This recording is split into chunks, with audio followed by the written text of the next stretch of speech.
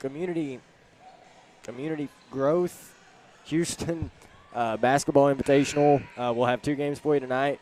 We'll have the number 1 seed, the Summersville Wildcats, taking on the number 8 seed, Koshkonong Blue Jays. These teams did play a couple weeks ago. Summersville took that game in a landslide. And we will actually, I guess, go to the national anthem. We'll be back for game number 1.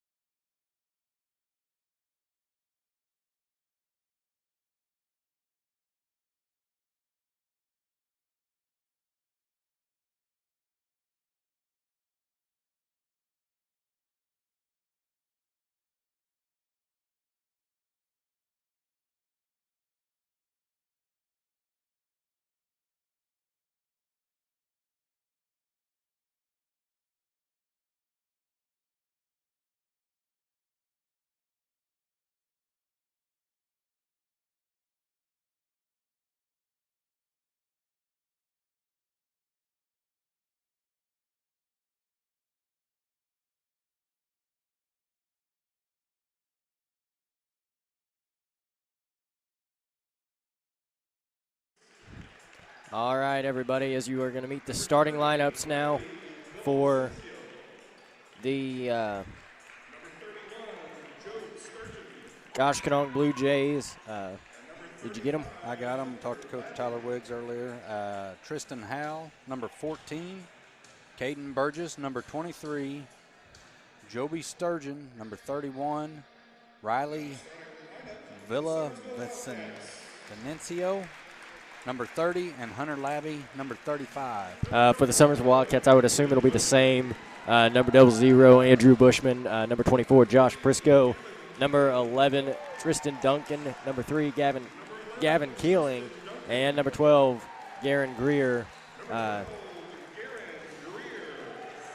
Tyler Wiggs is the head coach for Koshkonong.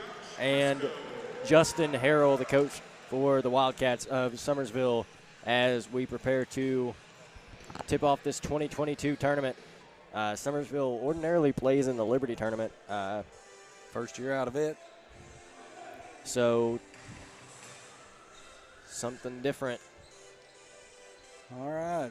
Garen Greer will be jumping against number 23, Caden Burgess. The other night when we played, Caden was a huge asset on the offensive side there for Koshkonong. Big, strong lad is what he is. He wants to go to the basket. Typically, he goes to the basket. Garen Greer will tip off for the Wildcats. And, did you just say? And Burgess will tip off for, sorry, I was focused on something else other than what you were saying. We are off, and Kosh controls the tip. 31 now with the ball. That's Joby Sturgeon. He gives it up. Number 33 at the top of key, no good. Garen Greer will pull that one down. Number 30 was Riley V. Josh Prisco will take the first shot for the Wildcats. No good. Three-pointer pulled down there by number 23, Burgess. And number 14 will bring it up, Howell. And he's pressured there by Prisco. Work the ball around here.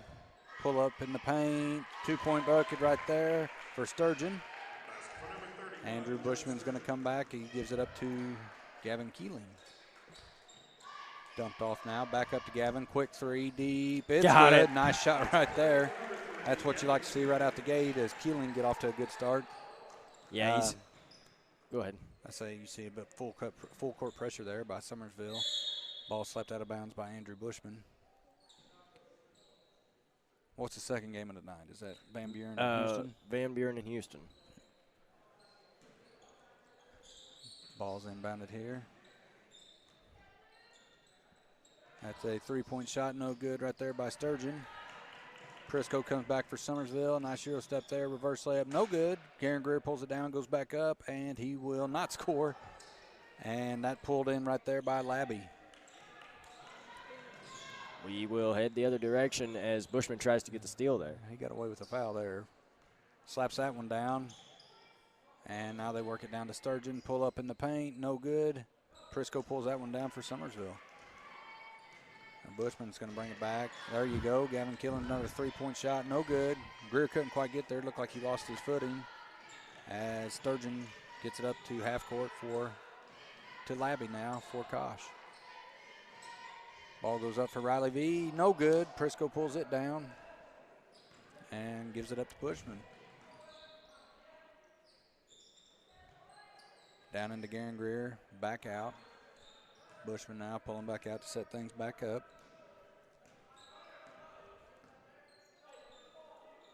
Keeling gives it up. Prisco hits Keeling as he cuts. I think he got away with the walk. Misses the layup. Greer's putback is good. Summersville leads now 5-2 with 4 minutes, 40 seconds. I don't know that Keeling expected that pass. He didn't have a clue it was coming, and we're going to have a foul right here on Andrew Bushman. Yeah, he didn't have a clue that thing was coming.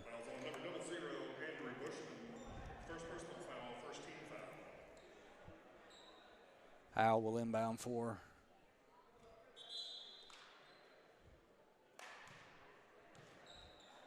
not sure what happened there. He gave it to him and then blew the whistle, so get it back. Bushman was tying his shoe. Oh, okay.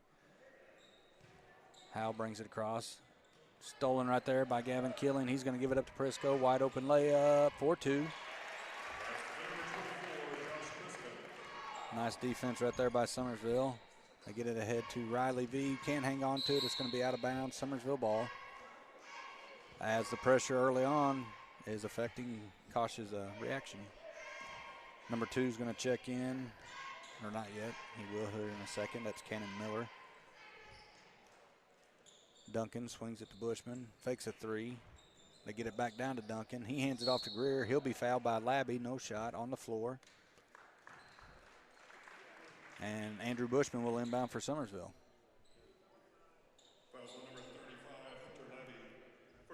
Now Cannon Miller is going to check in for Howell. Coach Harrell telling Prisco, you're not in the right spot, pal. And that's who they inbound to. He dumps it down into Duncan. Turnaround blocked right there by Burgess. Now Cannon Miller is going to check in for Howell. Coach Harrell telling he bounces around. No good. Burgess will pull it down and come back for Kosh. As Sturgeon almost loses it. Yeah, I think Keeling may have gotten away with a foul there too. Probably. The length and athleticism of a couple of these Summersville kids is giving Kosh trouble. Yeah. Duncan steals that one away up ahead. Ooh, that may be too far. Keeling saves behind his back to Riley V. Sturgeon now is going to push it back for Kosh. 7-2. Summersville leads right here. Burgess be fouled on the floor. So Kosh will now inbound. That will be Labby. As you heard right there, his first foul for Tristan Duncan tonight. Sturgeon inbounding for Kosh. Labby now with the ball on the left wing. He feeds it down to Burgess, spins, goes up, no good. gets his own rebound. And Tristan Duncan's going to be called for another foul. That's 2 quick fouls right there for Duncan. Fouls on number 11, Tristan Duncan, second personal foul. Coach Harrell not going to go to the bench yet. That's a deal with Burgess. He comes in hard, and it's hard. I mean, he had going to be called for a travel there. Yep. But he comes in hard and fast, and there's not much you can do whenever he gets his hands on the ball. Like I said earlier, he's a very stout kid. Keeling blows up the court. That's behind the back. He's going to go right at the basket. Misses. Greer pulls it in.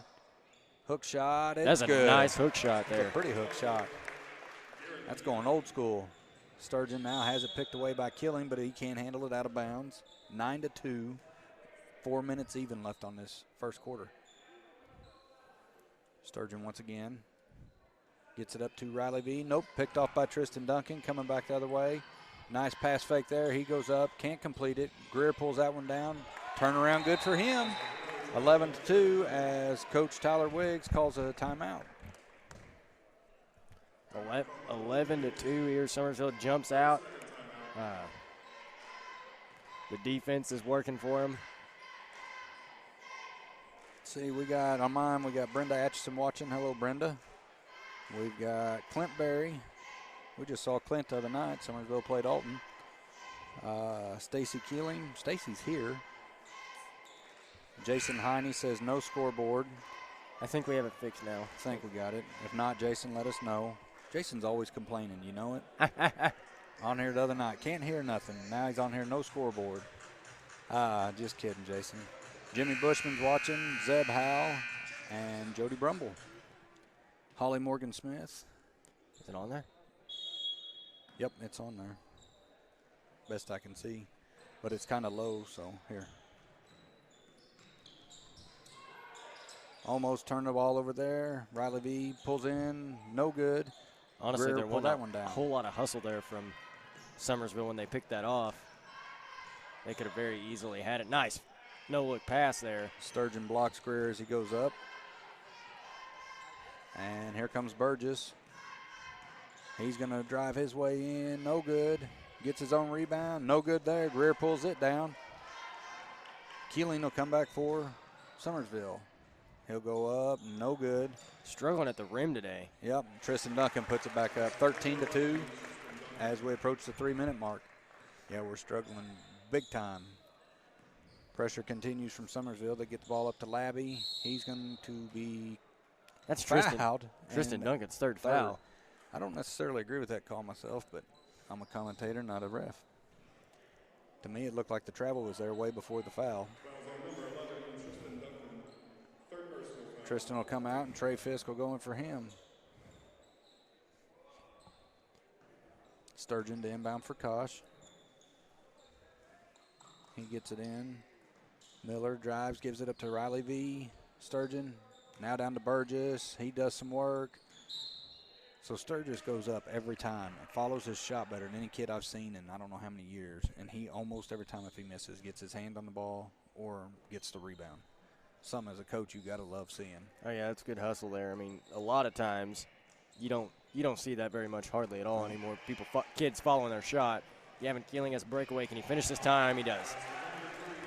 You don't see that a lot anymore. Kids following their shot. No, and he's only a junior, so they got him back next year.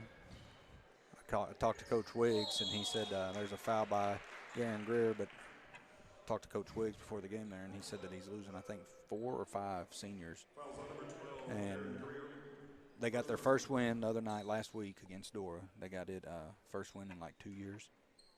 So baby steps. He said he's losing 4 seniors, but the group that's coming up behind him, he's thinking that they're going to have a promising future. Sturgeon, pull up is good. That's their second bucket. It's his second bucket too. 4-15, Summersville leads as we approach 2 minutes here in this first quarter. Keeling, no good on his 3. Greer pulls that one down. Hook shot, it's good. That's something he's added there. He's not ordered. Keeling, no good on his 3. Greer pulls that one down. Hook shot, it's good. Now Labby has it for Kosh. Last year, I feel like he shot the mid-range really well. Did shoot the mid-range. He had a 12-foot jump shot. Couldn't touch it. Miller right there can't complete it. Burgess crashes in. He loses it. Sturgeon will pull away. Trey Fisk on him. Yeah. And Trey's going to foul him. Not the best foul there. That's something, though, whenever Trey Fisk is guarding you, he's going after that ball no matter who's there, no matter what's going on. He's going to get his fouls, but he's also going to get the ball a lot. Van Buren and Houston will follow this game. Sturgeon's first free throw is good. We will have that here for you as well.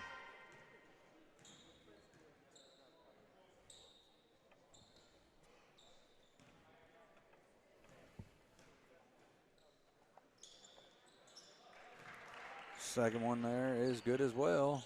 He has all 6 points, and Summersville has 17. Keeling bringing the ball up. He loses him there for a second. He's going to give it up to Prisco. Swinging it to Bushman. Bushman wanted that. Prisco will take it. No good. Garen Greer in there fighting for it still, and Burgess pulls that one down. Bushman slaps it away, saves it in, and Koch comes out with it up ahead to Riley V. He gets away with a travel, actually 2 travels. Miller's going to shoot a 3, no good. Prisco pulled that one down.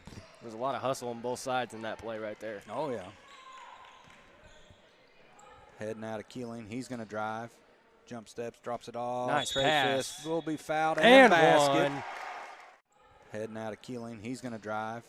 Jump steps, drops it off. Nice Trey pass. Fisk will be fouled. Fouls on number 23, Caden Burgess. First personal foul, second team foul. So the thing about having a kid like Keeling, you know, they want to swarm on him, and Fisk free throw is no good. Labby pulls it down. They want to swarm on him there, and that'll open up other guys.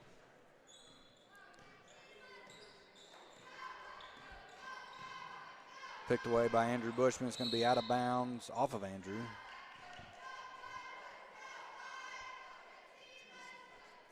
Andy Earl says, good job with the stream, fellas. I'm just talking. Austin's doing all the work. Labby now being guarded by Bushman. Kicks it over to V. Shot no good by Sturgeon with Greer in his face. And Keeling will come back for Summersville. Trey Fisk thought about a 3. And he'll turn the ball over as he left his feet in the pass. Burgess comes back to Sturgeon. Sturgeon goes in, up. Nice job by Garen Greer to get a hand on it. About said Jason. It's his dad's name. Yeah. I did that the other night with Addison Shockley. I said Nicky. But Garen got a hand on that one to cause him to miss that one, that layup. 19-6 here. 15 seconds left. Summersville looks like they're going to get the last shot. It will be Summersville's ball to start the second as well. Bushman thought about a 3. Down to 5 seconds now. Prisco pulls up. No good. Sturgeon pulls it. He's going to throw it ahead. They're going to get the shot up. It went in. It will be waved off. Count, no, they waved it off. And after a while, Wildcats lead 19-6. Summersville going into the second quarter here. Not a huge lead, but something that we can definitely grow. As you see, Garen Greer working hard in the paint tonight. How many rebounds do you think he has? Garen, I'd say he's over 6 rebounds by now. That's crazy. Yeah. He's pulled down a lot, and he's been just about involved in every play where we've scored, minus 1 or 2 of them. Minus Gavin's. I say Keeling's 3-point shot, of course, but give me just a second here. I'm going to try to untangle my cord.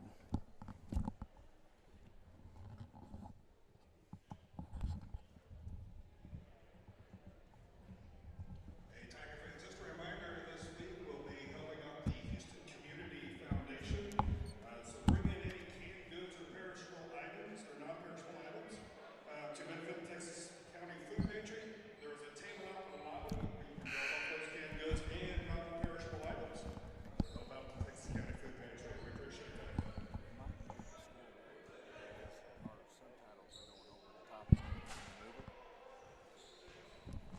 Yeah. It's going to be Summersville ball. Andrew Bushman, as usual, will inbound.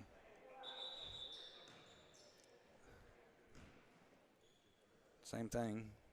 Official handed it to him. We inbounded, and he wanted it back. So now Gavin Keeling. Trey Fisk gives it up to Prisco. They swing it quick to Keeling. Down to Bushman. He kicks it across to Prisco. Prisco dribbles around a little bit here. Tried to get it into Bushman. Couldn't get it picked away. As they move the ball ahead, it looks like Howell's back in. He's going at the basket. Nice block there by Garen Greer. As they move the ball ahead, it looks like Howell's back in. He's going at the basket. Nice block there by Garen Greer. Labby to inbound. Howell swings it to Sturgeon. He'll pull up. It's good. Nice 15-foot jump shot right there for him. Boyle Sturgeon's a player. Definitely a threat on the offensive end. Tall, long kid.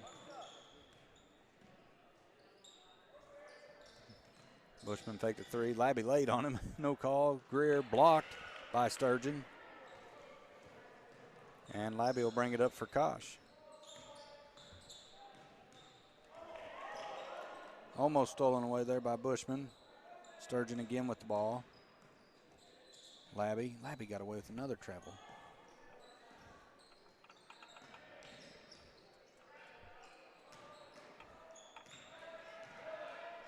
Ahead to Keeling, layup, good. That pass there by Prisco. That pass up the floor was better than the last one. Yeah, 21-8 now. 6 minutes, 40 seconds left here in the second quarter. Labby gets it to Riley V, over to Howe. Three-point shot for him, no good. Bushman will chase that down.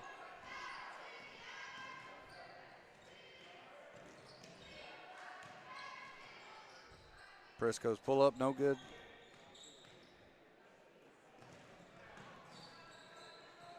Pull-up shot there for Riley V is good.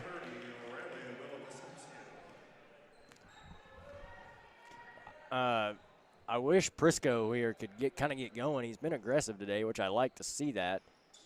You like to see him shooting the ball and going to the rim trying to score because, I mean, you know. When he's scoring, it's a good thing for Summersville. Andrew Bushman for a three there from the corner.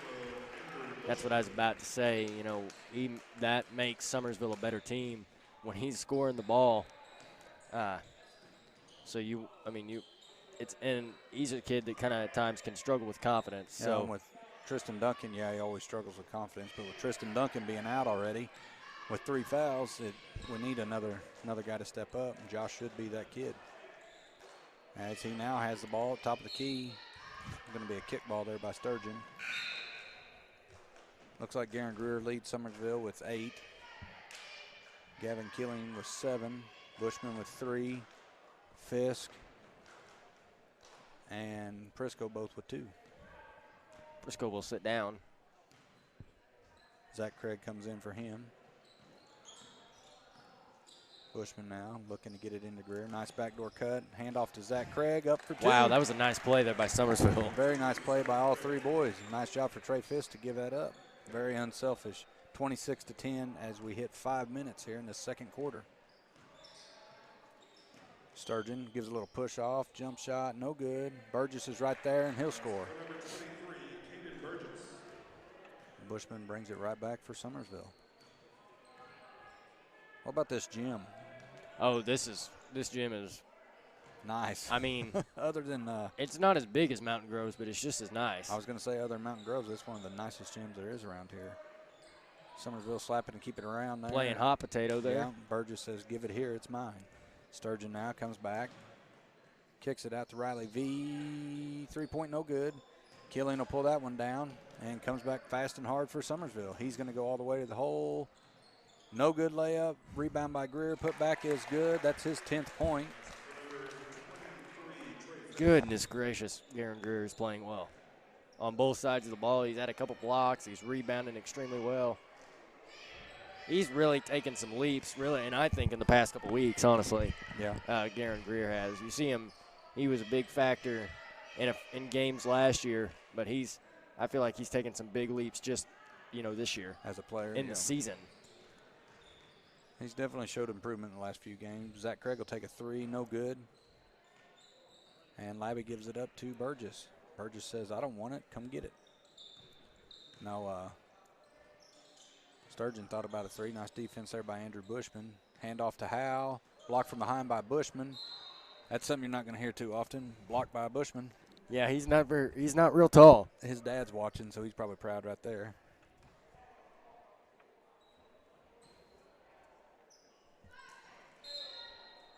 Going to have a, what was that call? I don't know. I really don't know. Maybe he stepped over the line. Might be. Yeah, my beautiful wife, Kimberly Bradley, says, hello, gentlemen. Hello, honey. We got Troy Jones watching now, too, from Summersville. Bushman now with the ball up top, going to the right. Looks like he's going to try to get it. Nope. Missed Keeling. He'll give it up to Craig. Back up to Keeling. Back to Craig. Three-point shot. No good. Closer than the last. Yeah, Summersville hasn't just shot exceptionally well today. No. That's inside, outside, anywhere. We're going to have a foul right there on Andrew Bushman, I believe. That'll be his second. Fouls on number 00, Andrew Bushman. Second personal foul, 7th team foul. Said it before with Andrew. He's like a fat guy like me with cake. He's going to go after it. Yeah, he loves to have that ball. As Prisco, I believe, we'll check in for Bushman. You don't want to go into the halftime locker room with 2 players with 3 fouls. No, not 2 of your top players. Burgess' second one as good as well as his first. 14-28, 2 minutes, 54 seconds left. Keeling being guarded by Howell. Prisco swings it. Craig kicks it back out. Trey Fisk, he's going to drive, pull up, and will be fouled and shoot 2. Devlin Hawkins says, let's go Wildcats. Devlin, I agree 100% with you. Hope you and Tom are doing well, getting better. Know you guys have been sick here lately. We miss you. We'd love to see you here. Trey's first free throw is good.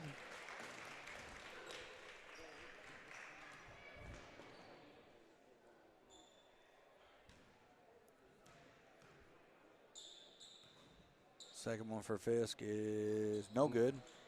Labby will pull it down, and Sturgeon will bring it up for Kosh. Labby keeps walking. Nice move right there by Burgess to get to the basket. Yeah, and that's a score nice 2. little finish there by Burgess. Now Labby, he'll pick the ball up and he takes an extra step almost every time he does it.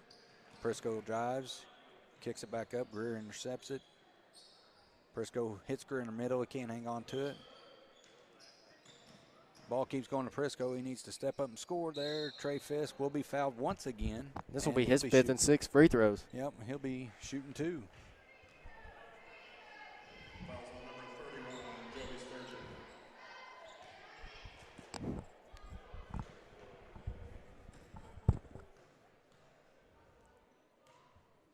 First one for Fisk is no good, off the back of the rim.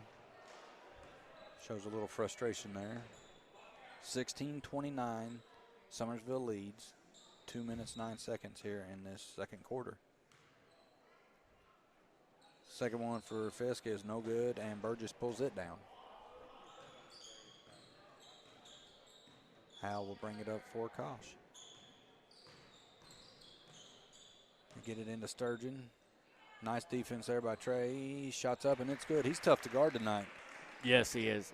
Trey may have gotten away with a foul as well. Might have. He jumped. When he jumped, he bodied him.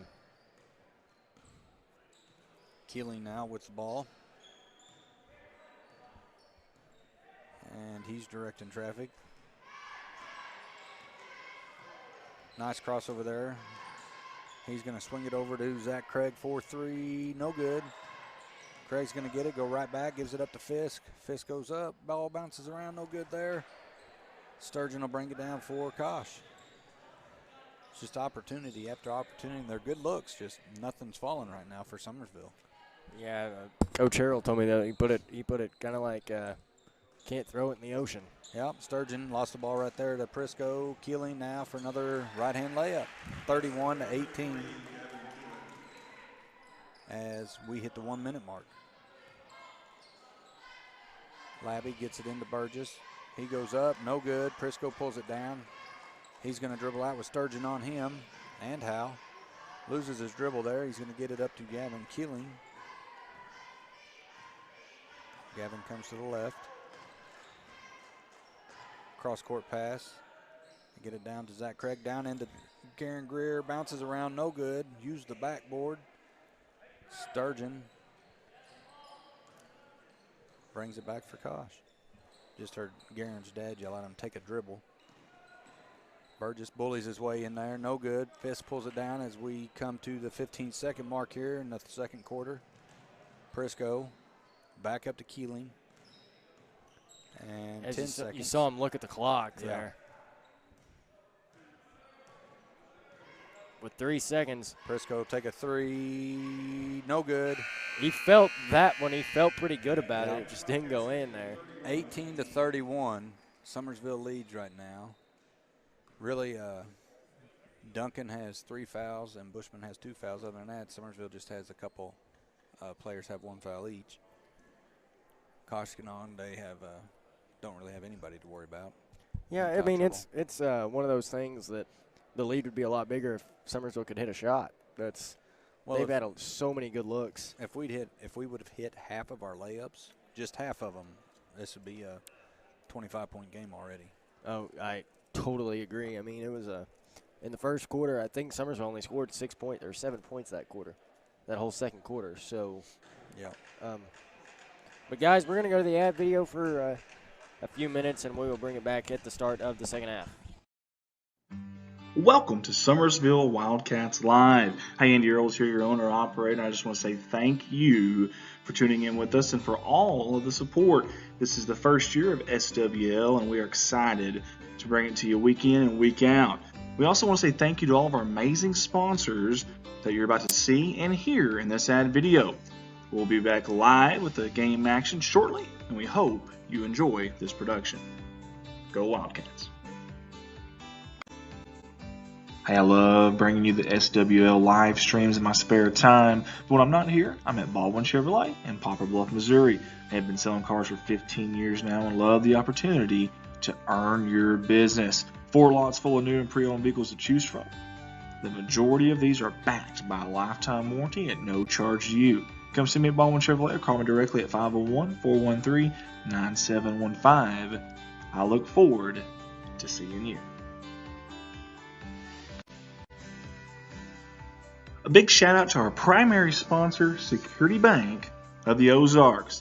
They have 5 locations, 6 different 24-hour ATMs, offering mobile banking, online bill pay, mobile deposits, and much more.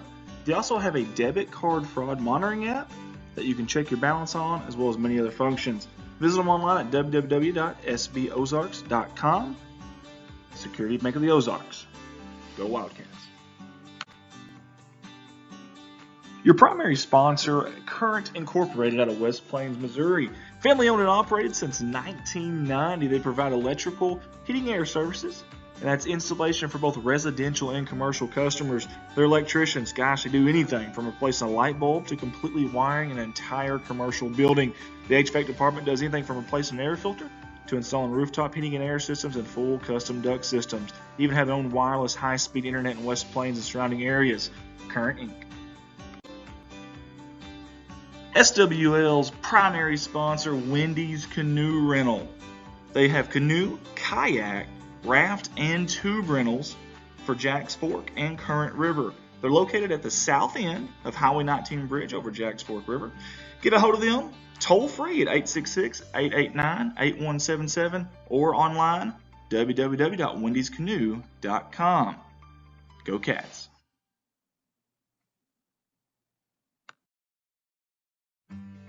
All of us here at Summersville Wildcats Live want to give a big shout out to the beautiful Tuttle family and their company Tuttle Logging on their Wildcat sponsorship package for the 2021-2022 season.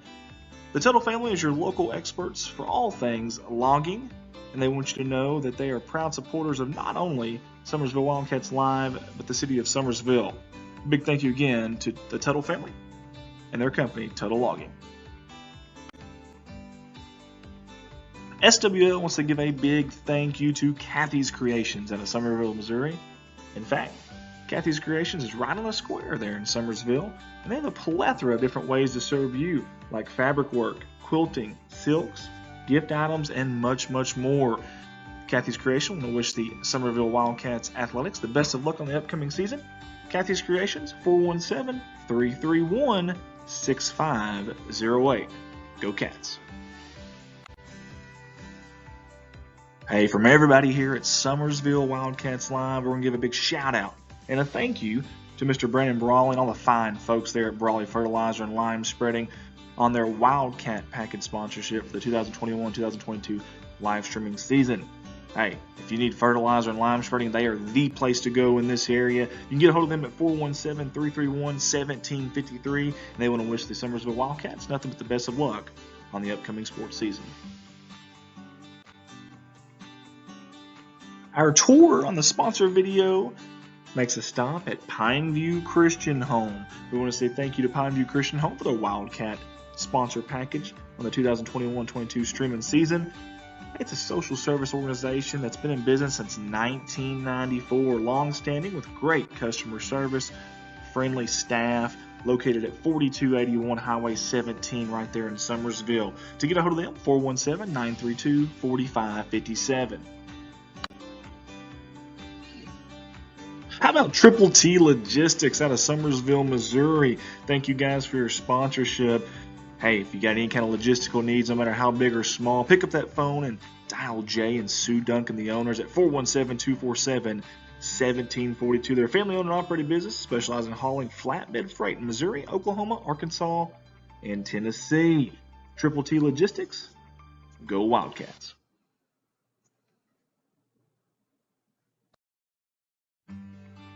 Summerville Wildcats Live is a Redline Media Lines company. Redline also operates the award-winning Corning Sports Report. That's Arkansas's #1 viewed high school sports streaming company. Dogpack Media out of Van Buren and Alton Sports Network. Hey, if you or your high school would like information from Redline about live streaming an event near you, simply reach out to myself, Andy Earls, at 501-413-9715. Redline Media Lines. Connect the world. Hey guys, listen up. If yourself, your group, or your business is looking for decals, well, look no further.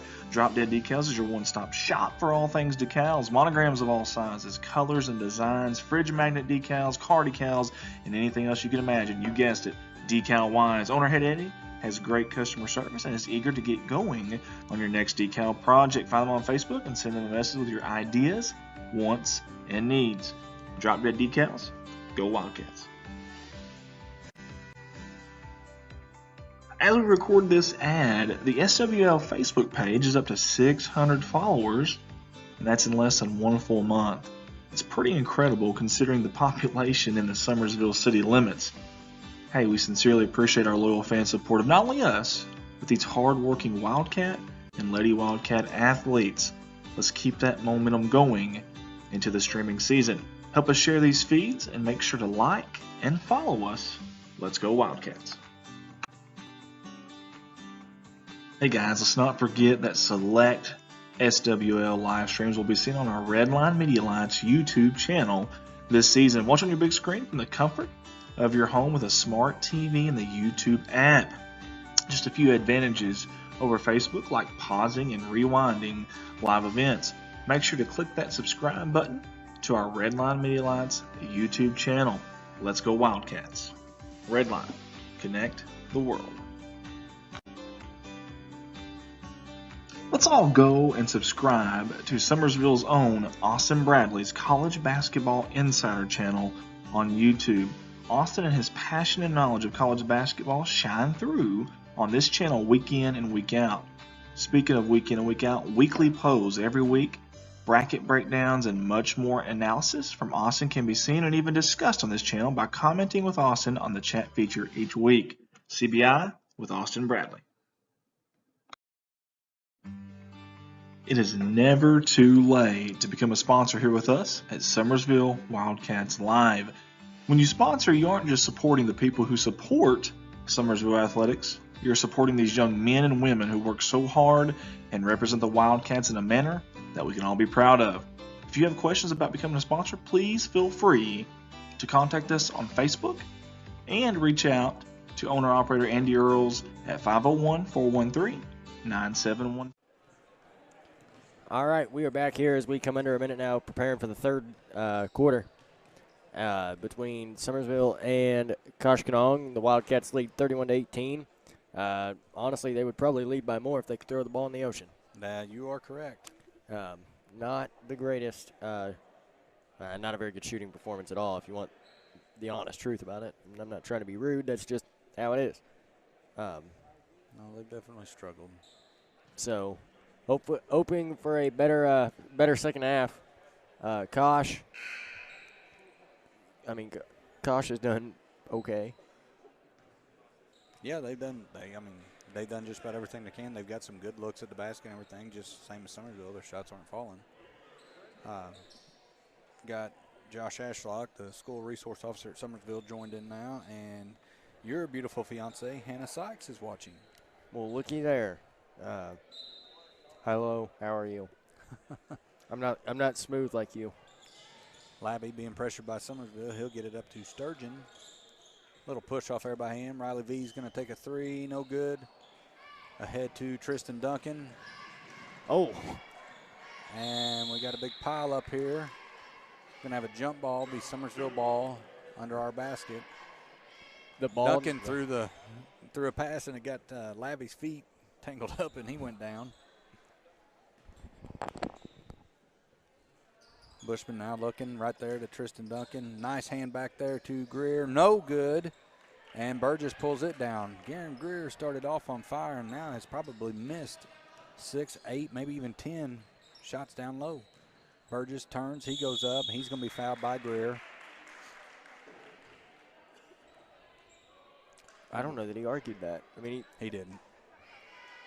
Started to and then just turned around and walked away. He knew he fouled. Burgess, boy's a workhorse. First one for him's good.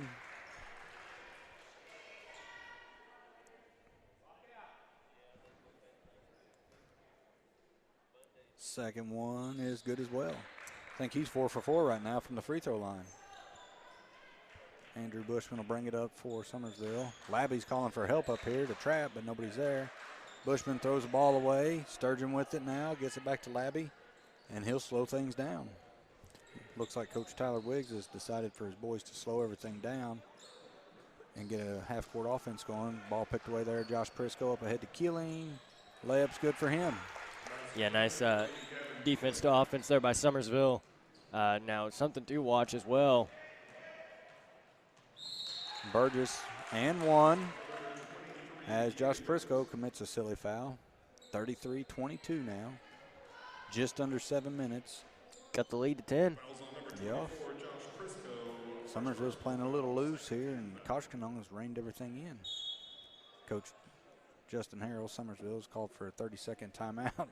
Throws his hands up, looks at the boys like, what are we doing? Yeah, he's not very happy. You can tell he's – well, I just heard him through my headset. I couldn't hear him distinctly enough to tell what he said, but as you can see, he's – you know what? It's funny to me because, like, I watch some of the things he does, and I find him – and I know he just does them, but I find him kind of amusing. Like, if you watch whenever they break the huddle, the boys, you know, you'll be like 1, 2, 3, you know, whatever it is you say.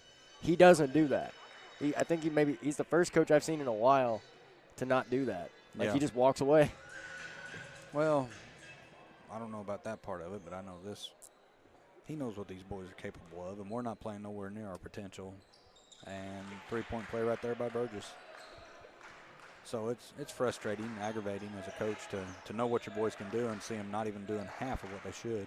Well, I mean, they started the season off, and they were scoring, you know, at least 65 points just about every game. And I don't remember the last time we scored 60. Three-point shot right there by Andrew Bushman. Out at Van Buren the other night, we scored 80. But even then, from what I was told, the shooting performance wasn't just out of this world. Nice ball movement there by Summersville. Prisco will end up finishing that for him, yeah. Almost got another steal right there. Burgess pull up. It's good. Nice shot by that young man. Josh Prisco comes back. You see here, I mean, that's exactly what I was saying. Summersville's wanting to move, where Kosh is wanting to slow it down. Cross court, Prisco's three. It's good. And a steal right there by Prisco. 43-25. That happened fast. Oh, they Yeah. just about got another one. Burgess has it slapped away by Bushman. Yeah, almost had another one. That would have been 3 steals in a row. That went from 11 to 19 really, really quick for the Wildcats. 18. Oops. Kosh now with the ball. They get it into Burgess. Going to be fouled on the floor by Greer, I believe. Nope, by Andrew Bushman. That's his third foul. That's his third. So Bushman And Duncan both have 3, and Garen Greer has 2. Riley V for 3. Nice shot by him. Didn't even bother the net. Oh, yeah, that was a very pretty shot. Bushman to the right here. Dumps it off Duncan. Nice pass underneath there to Garen And Greer he by used Tristan the Duncan. backboard. Used the backboard and he scored. One of these days. Nice steal there. Bushman reverse layup. It's up and good. Timeout by Kosh. Yeah. One of these days, every boy on that floor will be sitting in the stand watching the game somewhere saying, use the backboard. Yup. Guarantee it. I played ball, and whenever I did, I'd hear it in the stands, use the backboard. And here I am, however many years later. Use the backboard. Yep. I've caught myself, like, this year, like, not even use the backboard, just shoot the ball. Like, there's a couple boys on the Summersville team specifically that I find myself thinking that, sometimes saying it quite frequently. They'll be wide open, nobody within, closest person to them is in Rolla. You got some Stone Cold going on in the background. That's what, I was like, somebody standing there out there shooting, closest person to them is in Rolla, and they don't shoot it. Yeah, they're wanting to pass. All right, Labby's going to inbound for Kosh. Burgess now. Gets it up. Loose pass right there, caught by Garen Greer. Summersville with the ball again. Killing works it down to Bushman. Down to Duncan cutting. Picked off there by Howell. And Sturgeon will bring it back. And we're going to have a blocking foul on Josh Prisco. Could have went either way right there. Prisco's feet weren't set, but you could see him lower that shoulder to throw it there. I think both of them kind of got tripped up a little too. And Labby struggling to get it in here. He gets it into Riley V. Down to Burgess now. Turnaround, no good. Gets his home rebound, goes back up. Easy 2 for him. 30-17, 30-47, 17-point lead. Summersville. Killing gets it down to Prisco, back up. Killing holding it on the right side. Right corner, Prisco. Killing will take that 3, no good. Garen Greer gets it over to Duncan. He goes back up, and it's good. nice. Tristan Duncan freshly scoring his 1,000th point the other night against Alton. Good to see that. Picked off right there by Gavin Killing and a foul by Sturgeon.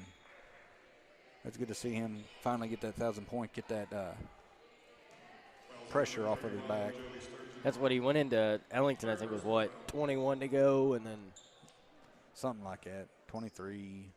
But yeah, struggled to get in the groove of going on the scoring end. So a lot of times the hardest thing is like your head.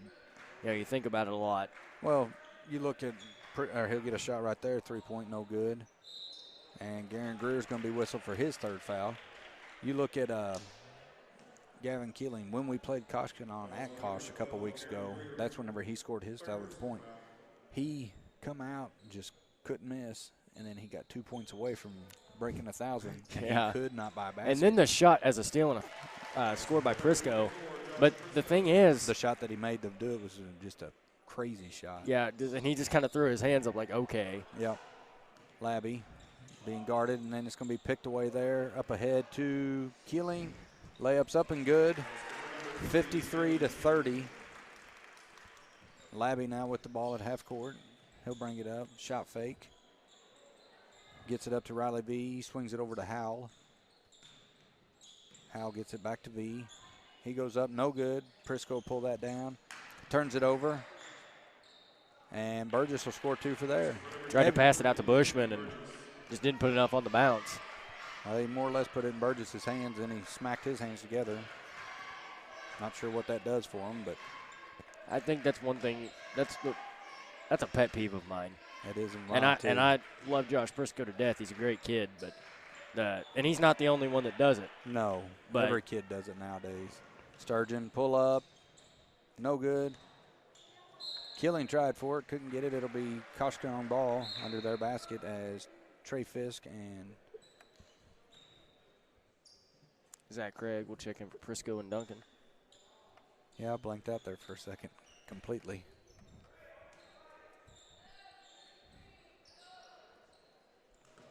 Almost stole right there. Labby over to Sturgeon. He'll pull up, bounces around. Burgess gets it, goes right back up, scores two. You watch Burgess just go in there, and if you don't put a body on him, he's getting the rebound.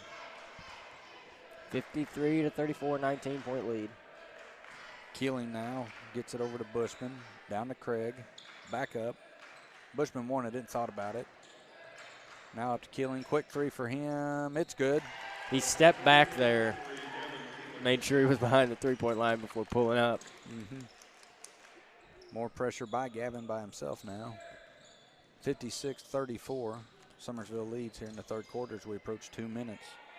Burgess three-point, no good. Riley V pulled it down. Howe will take a three. It's good. That was another one that just barely even touched the net. Yep.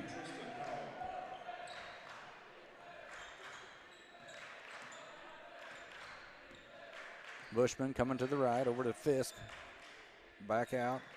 Bushman's wanting another three, just hasn't had the opportunity yet, I guess. Keeling, quick three for him. Bounces around, no good. Labby will pull it down. Keeling was a kid at the beginning of the season. We saw it kind of change a little bit. Yeah. Where if he hit one, he's liable to hit 5 or 6. Yeah.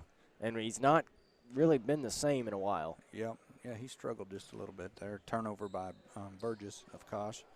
We got Kendall Thomason. She's watching. It's Coach Tyler Wiggs' girlfriend. How are you, Kendall? Greer goes up. He's blocked from behind by Burgess. And he's going to go coast to coast, it looks like. 2 points for him. Nice steal by him and just bulldozed his way down. That's 21 points for him.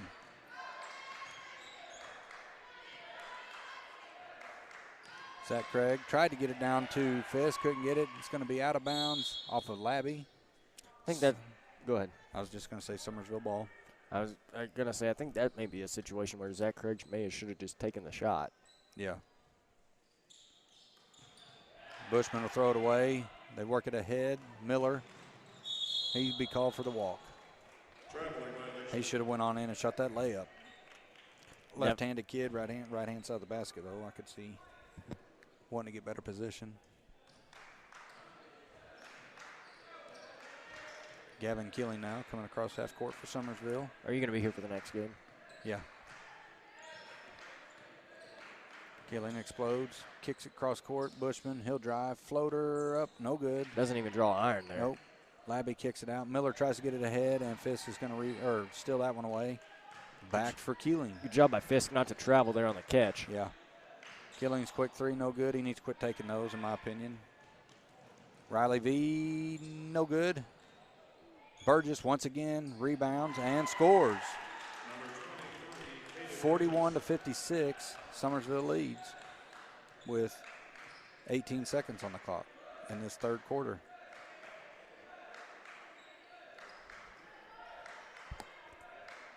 Keeling now coming back up top.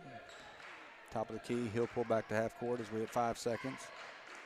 He's going to drive, be fouled. Shots no good.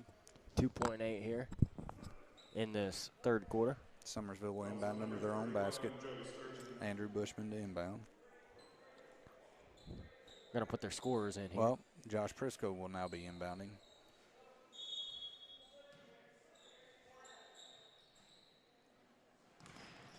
Zach Craig's three-point off the glass, no good. Sturgeon's full court, no good. I think they hesitated on starting the clock right there because at 2.8 seconds took about 4.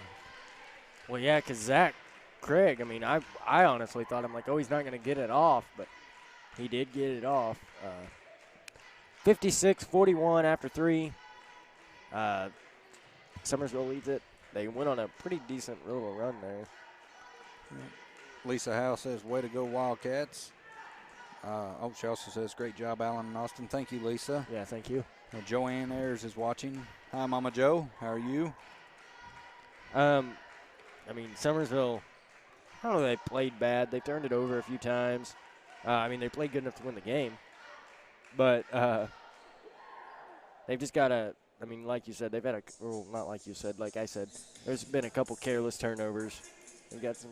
Well, here's the deal, buddy. In all honesty, it's 41-56. That's just a 15-point lead. Oh, yeah.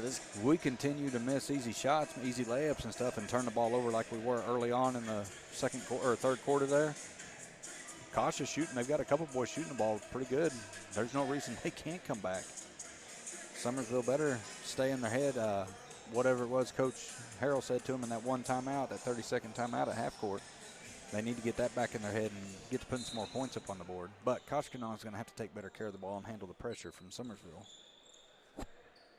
Sturgeon now with the ball in the right corner. He's going to bring it back up to Labby. They move it. Riley V, quick three, no good. Zach Craig will pull that down, and Gavin Keeling's going to come back for Summersville. He goes left, kicks it way out. Prisco pulls it in. He's going to swing it up. Tristan Duncan up top now. They move the ball well. Keeling's three-point from the baseline corner, no good. Duncan's rebound. Tries to sneak a pass in there to Garen Greer, doesn't quite get it. And it'll be Plato ball, or Koshkonong ball. Said Plato because that's who Summersville girls are playing right now in the Kabul tournament. Is Plato in this tournament? They're not, are they? Floater there by Riley V. It's good. 13-point game now. And Summersville will come back. Ball in the hands of Gavin Keeling. Keeling now goes left, kicks it over to Zach Craig, back up to Keeling. Craig pulls up three-point shot. No good. They need to quit That's shooting threes. One. That's his second air ball. Oh, Keeling's taking way too many threes whenever he's having a off night. In my opinion. Coach Justin Harrell knows what he's doing, so I imagine he's addressed it if he feels it needs to be. Labby dumps it off Sturgeon. Turnaround jump shot in the lane. It's good. 11-point ball game. Prisco now with the ball down to Keeling. He's going to drive. He'll go side to side there and bring him around up top. Dumps it off. Zach Craig goes up. Blocked, fouled by Burgess.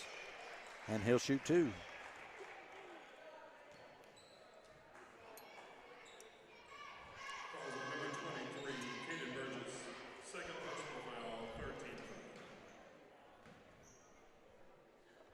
First free throw for Craig, rolls around, no good. Can't get no help there.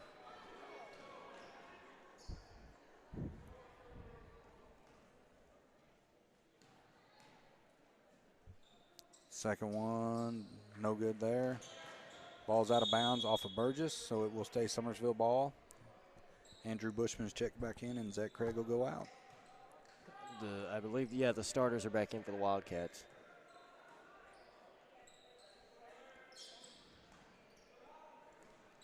Prisco now with the ball over to Keeling. Down, Bushman will get a three in the corner, no good. Burgess pulls that down. They better watch him. He's going to go coast to coast. Nope, he will be fouled by Andrew Bush. No, out of bounds.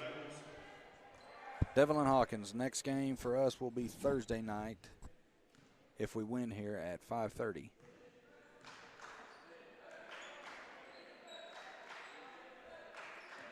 Kendall Thomason, you are very welcome. Glad you're watching. Tristan Duncan now doing a little bit of work. Loses control of the ball. Sturgeon comes down for Kosh. He's going to get bumped around a little bit. Back to Sturgeon now. Miller. Labby fumbles the ball. He's going to get a three up. It's good. Oh, my gosh. 8-point ball game. Kosh has played. They've done things right. Yeah. Especially in the second half. Keelan will take another three. It's That's good. a big one. That could be a big one. Timeout, Summersville. Zachary Wetzel says, way to go, Kosh. Keep up the good work. You got this. They are putting in some good work here, Zach. He's from Van Buren. I don't know. I mean, Summersville did just beat Van Buren the other night, so.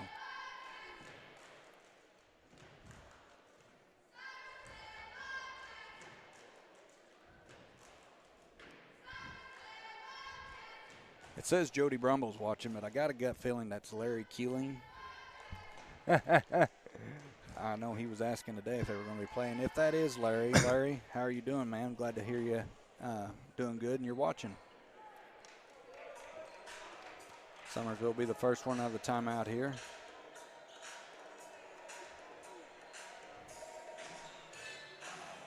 Kosh going to take full advantage of the full 1 minute timeout there.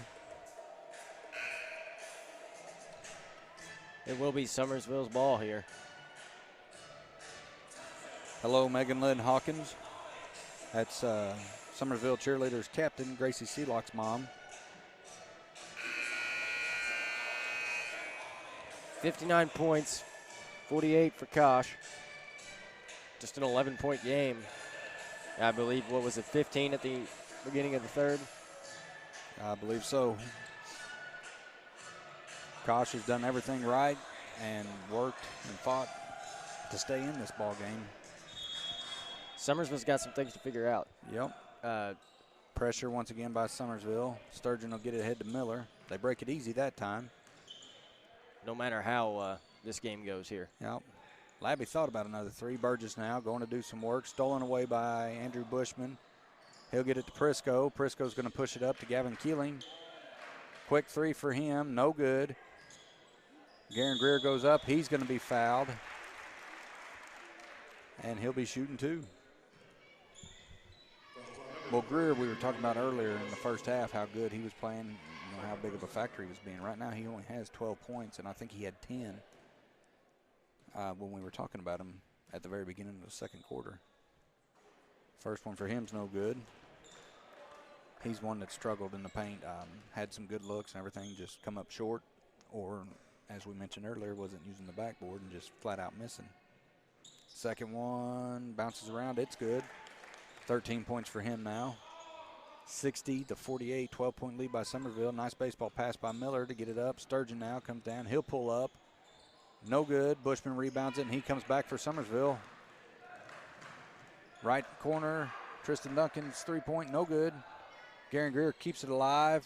Prisco's going to come out with it, spins, gives it up to Keeling. He'll go up, no good on the layup. Too strong. Greer gets it, fights his way back in. He's going to be fouled once again by Burgess, and he'll shoot two.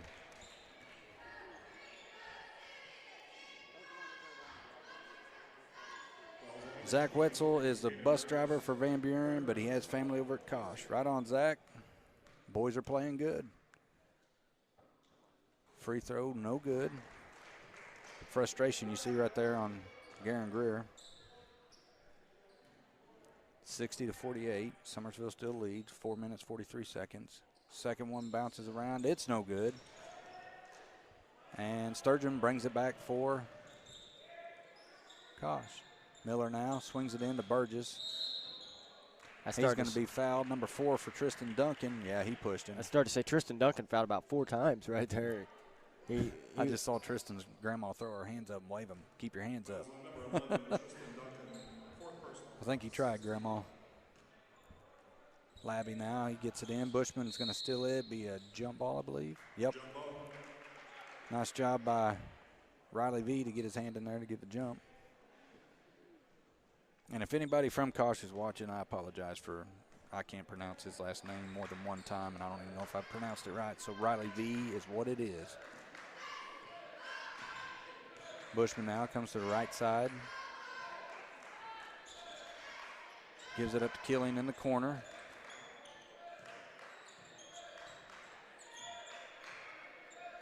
He'll swing it down. Tristan Duncan doesn't want the three.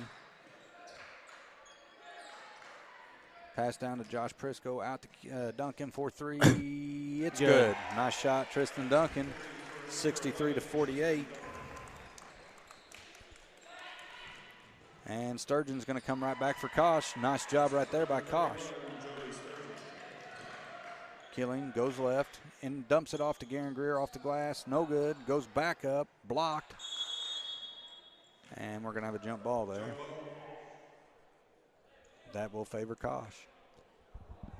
Garen Greer had Sturgeon behind him and Burgess in front of him. He didn't have much of a chance. Labby to inbound. Pressure again by Summersville. Sturgeon gets it ahead. They're breaking the press easy now. Miller with it. He's going to drive. Tried to get it into Burgess. Burgess tried to save it out of bounds. Going to come back Summersville. 13-point lead here with 3 minutes, 38 seconds on the clock. Summersville 63, Koshkonong 50.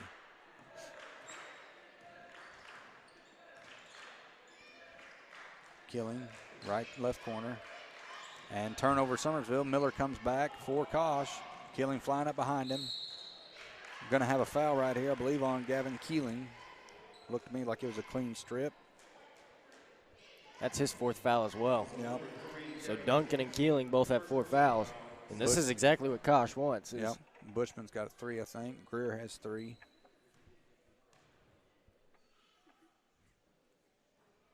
Free throw's no good for Miller.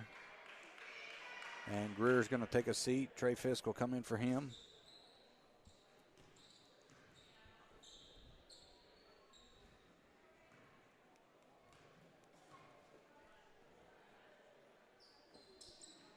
Second one's good for Miller. Seen Coach Tyler Wiggs there from Kosh. He was strategizing with Sturgeon on something during those free throws. Did you see him down there? Yeah. They were in deep conversation. Prisco goes right, down to the corner for Bushman, back up, moves it around. Now it ends up at Trey Fisk. Gavin Killing with it now. He's going to pull it up top. 3 minutes left in this game. Bushman drives, pull up, it's good. Nice shot right him. And Killing's going to stay up by himself. Howell now back in the game. Labby. Back to Howell. Sturgeon now. Right side. Howell swings it to Cutting Riley V. He kicks it back out. Kosh has got to get a little sense of urgency here. They're down 14 points. They're burning way too much time off the clock here with no shot. Sturgeon now, he's the man to shoot. He gives it up. Labby kicks it out. Howell, shot fake. He'll shoot a 3. No good. Burgess keeps it alive to Sturgeon. His pull-up is off the back of the rim, no good. Burgess once again. He'll go in. And Tristan Duncan's going to foul out on that and send Burgess to the line with a chance for a 3-point play. Fouls on number 11, Tristan Duncan. Duncan can't believe the foul call. Scott Mitchell's watching now. What's up, Scotty? I mean, the foul was there. I mean, he fouled him right there.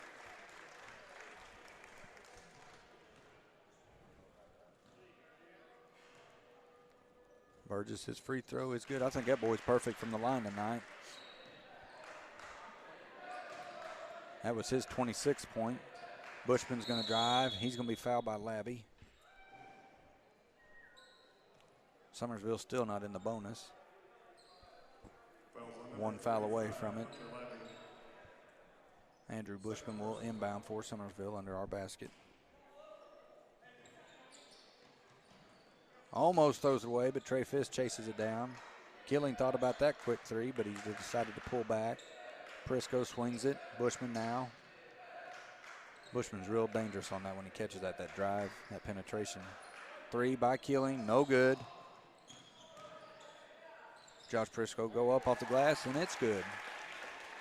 67-54. That Andrew, he's got that quick first step every time he catches it. Even if it's just a fake, I mean, he's moving. Labby now, up top for Kosh, into Burgess. He'll be fouled by Andrew Bushman. That'll be his 4th.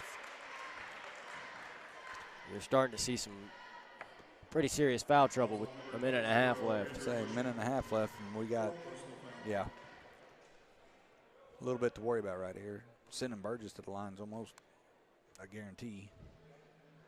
And he's good for there. I believe that was his, 27th point for him. Wow. I mean, he's... Misses that one, though. I jinxed him, I believe, sorry. Gavin Killing comes back for Summersville. Howell on him. He'll pull it back out to Prisco. Down to Bushman. He'll shoot a 3. No good. Labby pulls it down ahead to Sturgeon. Now to Burgess. Somebody better get a body on him. He's going to the hole. Off the glass. Layup's good. 10-point game here. 57-67 as we hit the 1 minute, 10 second mark of this fourth and final quarter. Keeling now right wing, guarded by Howell.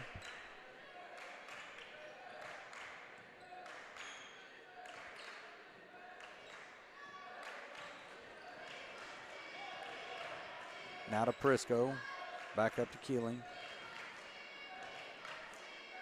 45 seconds.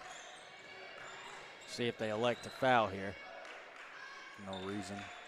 Riley V came out to help there. Bushman now with the ball. You don't want to let the clock run out here. If Well. you're Summersville, you want the clock to run out here.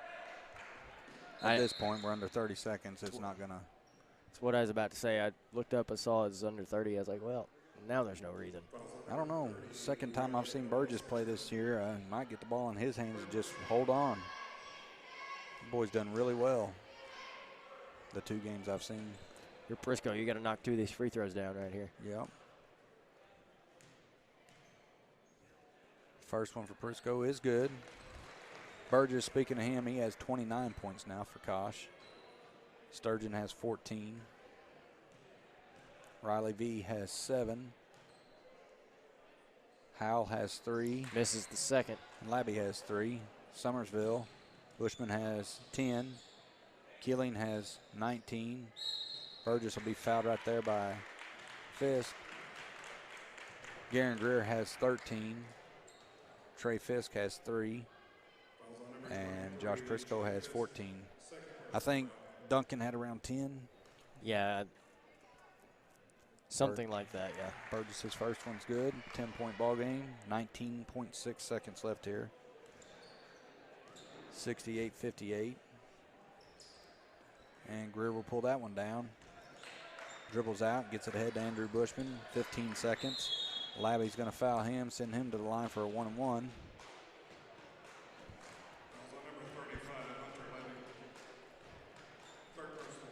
They let Summersville burn, 20, 30 seconds off the clock there when we was right around the minute mark before fouling. They should have been fouling if they was going to do it. I agree. I think maybe hoping they'd turn it over. I mean, Summersville had some turnover issues. Oh, wow, that's an air ball.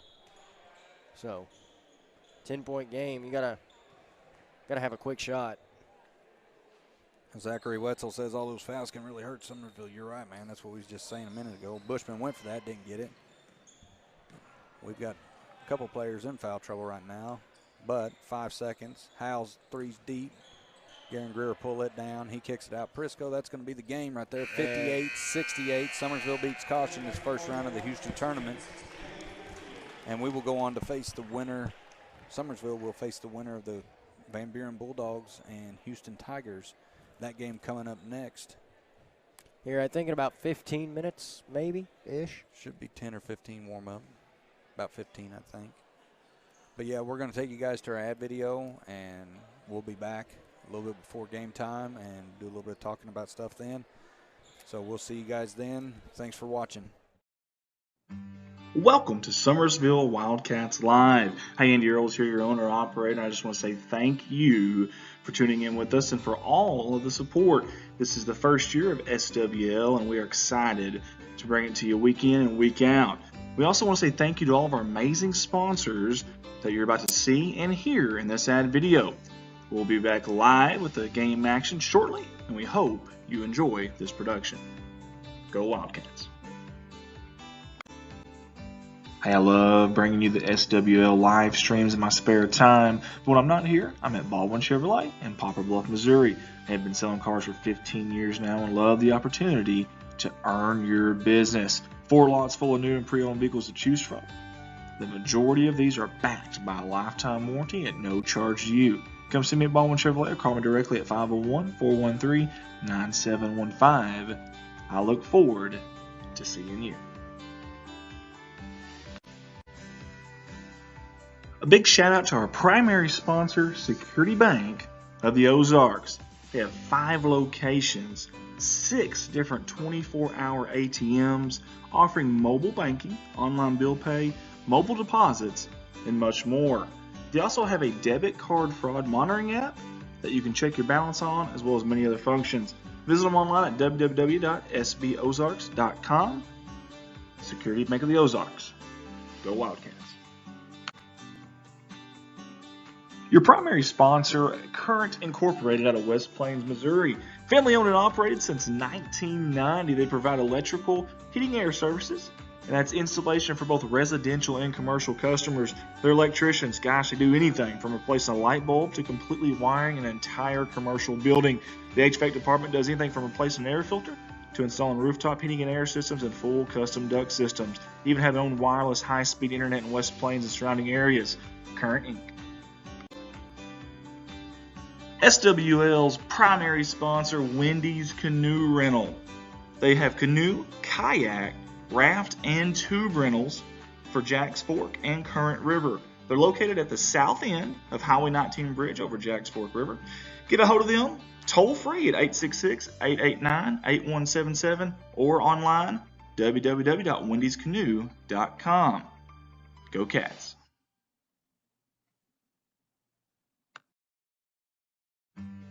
All of us here at Summersville Wildcats Live want to give a big shout out to the beautiful Tuttle family and their company Tuttle Logging on their Wildcat sponsorship package for the 2021-2022 season.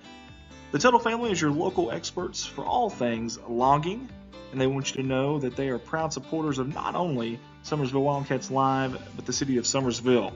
Big thank you again to the Tuttle family and their company Tuttle Logging. SWL wants to give a big thank you to Kathy's Creations out of Summerville, Missouri. In fact, Kathy's Creations is right on the square there in Summersville, and they have a plethora of different ways to serve you, like fabric work, quilting, silks, gift items, and much, much more. Kathy's Creation want to wish the Summerville Wildcats Athletics the best of luck on the upcoming season. Kathy's Creations, 417-331-6508. Go Cats. Hey, from everybody here at Summersville Wildcats Live, we're going to give a big shout out and a thank you to Mr. Brandon Brawley and all the fine folks there at Brawley Fertilizer and Lime Spreading on their Wildcat package sponsorship for the 2021-2022 live streaming season. Hey, if you need fertilizer and lime spreading, they are the place to go in this area. You can get a hold of them at 417-331-1753, and they want to wish the Summersville Wildcats nothing but the best of luck on the upcoming sports season.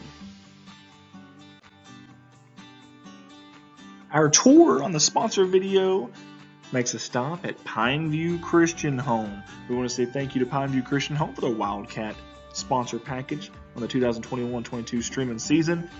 It's a social service organization that's been in business since 1994, long-standing with great customer service, friendly staff, located at 4281 Highway 17 right there in Summersville. To get a hold of them, 417-932-4557.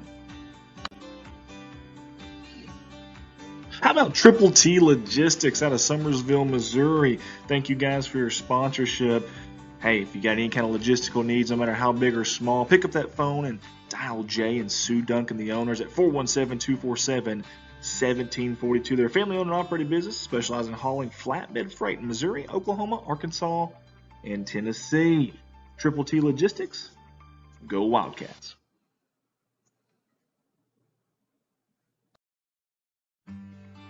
Summerville Wildcats Live is a Redline Media Lines company. Redline also operates the award-winning Corning Sports Report. That's Arkansas's #1 viewed high school sports streaming company. Dogpack Media out of Van Buren and Alton Sports Network. Hey, if you or your high school would like information from Redline about live streaming an event near you, simply reach out to myself, Andy Earls, at 501-413-9715. Redline Media Lines. Connect the world. Hey guys, listen up. If yourself, your group, or your business is looking for decals, well, look no further. Drop Dead Decals is your one-stop shop for all things decals. Monograms of all sizes, colors and designs, fridge magnet decals, car decals, and anything else you can imagine. You guessed it, decal-wise. Owner Head Eddie has great customer service and is eager to get going on your next decal project. Find them on Facebook and send them a message with your ideas, wants, and needs. Drop Dead Decals, go Wildcats. As we record this ad, the SWL Facebook page is up to 600 followers, and that's in less than 1 full month. It's pretty incredible considering the population in the Summersville city limits. Hey, we sincerely appreciate our loyal fan support of not only us, but these hard-working Wildcat and Lady Wildcat athletes. Let's keep that momentum going into the streaming season. Help us share these feeds and make sure to like and follow us. Let's go Wildcats.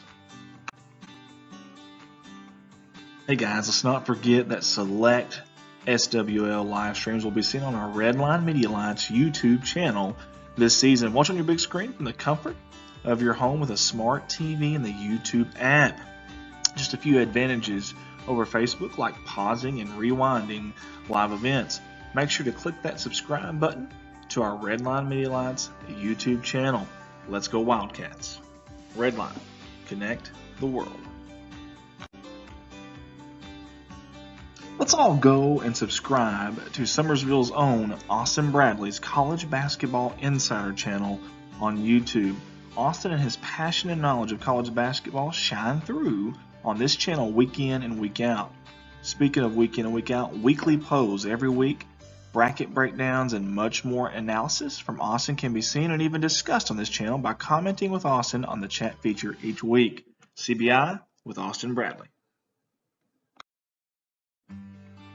It is never too late to become a sponsor here with us at Summersville Wildcats Live. When you sponsor, you aren't just supporting the people who support Summersville Athletics. You're supporting these young men and women who work so hard and represent the Wildcats in a manner that we can all be proud of. If you have questions about becoming a sponsor, please feel free to contact us on Facebook and reach out to owner-operator Andy Earls at 501-413-9715. Let's go Wildcats.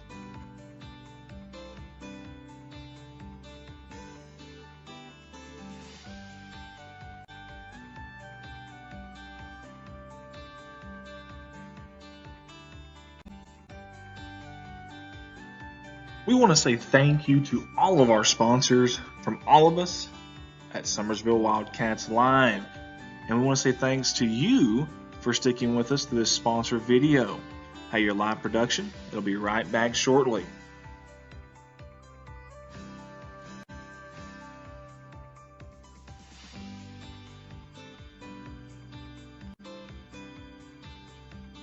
We want to say thank you to all of our sponsors from all of us at Summersville Wildcats Live.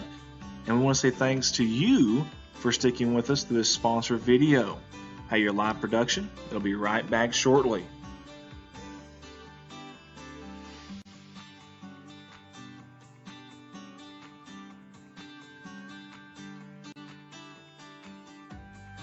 We want to say thank you to all of our sponsors from all of us at Summersville Wildcats Live. And we want to say thanks to you for sticking with us through this sponsor video. Hey, your live production, it'll be right back shortly.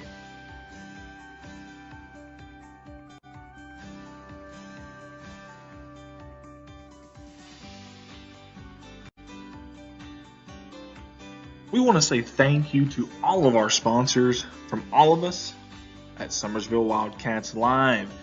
And we want to say thanks to you for sticking with us through this sponsor video. Hey, your live production, it'll be right back shortly.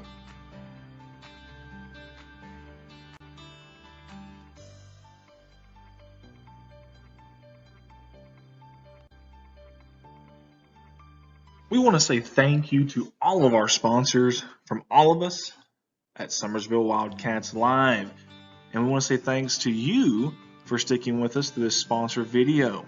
Hey, your live production, it'll be right back shortly.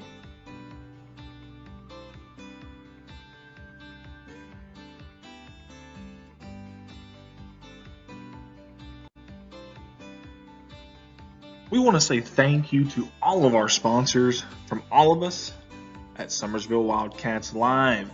And we want to say thanks to you for sticking with us through this sponsor video. Hey, your live production, it'll be right back shortly.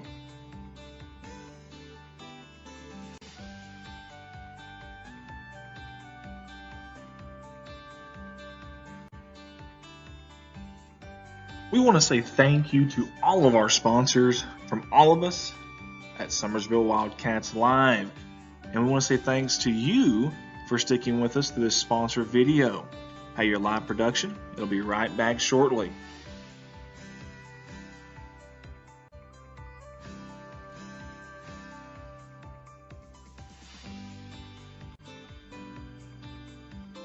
We want to say thank you to all of our sponsors from all of us at Summersville Wildcats Live.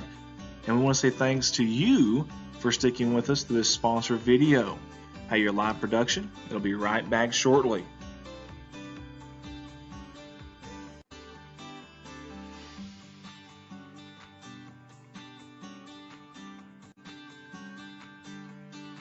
We want to say thank you to all of our sponsors. Welcome to Summersville Wildcats Live. Hey, Andy Earls here, your owner-operator. I just want to say thank you for tuning in with us and for all of the support. This is the first year of SWL, and we are excited to bring it to you week in and week out. We also want to say thank you to all of our amazing sponsors that you're about to see and hear in this ad video. We'll be back live with the game action shortly, and we hope you enjoy this production. Go Wildcats. Hey, I love bringing you the SWL live streams in my spare time. But when I'm not here, I'm at Baldwin Chevrolet in Poplar Bluff, Missouri. I've been selling cars for 15 years now and love the opportunity to earn your business. 4 lots full of new and pre-owned vehicles to choose from. The majority of these are backed by a lifetime warranty at no charge to you. Come see me at Baldwin Chevrolet or call me directly at 501-413-9715. I look forward to seeing you. A big shout out to our primary sponsor, Security Bank of the Ozarks. They have 5 locations, 6 different 24-hour ATMs, offering mobile banking, online bill pay, mobile deposits, and much more. They also have a debit card fraud monitoring app that you can check your balance on, as well as many other functions. Visit them online at www.sbozarks.com. Security Bank of the Ozarks. Go Wildcats. Your primary sponsor, Current Incorporated out of West Plains, Missouri. Family owned and operated since 1990. They provide electrical, heating, and air services, and that's installation for both residential and commercial customers. They're electricians. Gosh, they do anything from replacing a light bulb to completely wiring an entire commercial building. The HVAC department does anything from replacing an air filter to installing rooftop heating and air systems and full custom duct systems. They even have their own wireless high-speed internet in West Plains and surrounding areas. Current Inc. SWL's primary sponsor, Wendy's Canoe Rental. They have canoe, kayak, raft, and tube rentals for Jacks Fork and Current River. They're located at the south end of Highway 19 Bridge over Jacks Fork River. Get a hold of them toll free at 866-889-8177 or online www.wendyscanoe.com. Go Cats.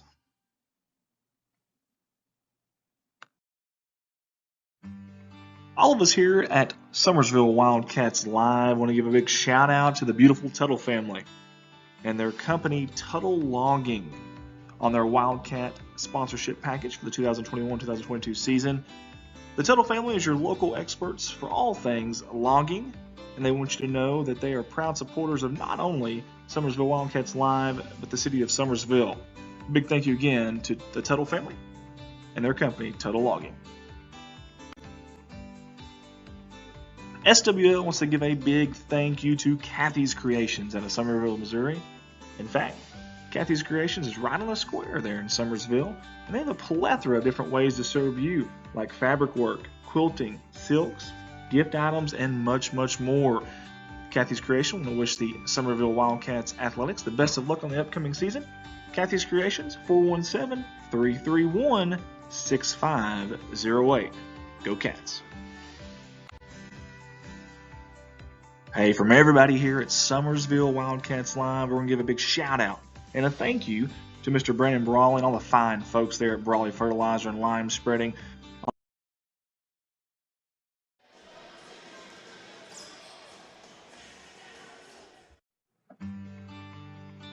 Welcome to Dogpack Media Live. Andy Earls here, your owner-operator. I just want to say thank you for tuning in with us and for all the support. This is year 2 of Dogpack Media. We're excited to bring it to you week in and week out. We also want to say thank you to all of our amazing sponsors that you're about to see in this ad video. We will be back with a live game action shortly, and we hope you enjoy this production. Dogpack Media.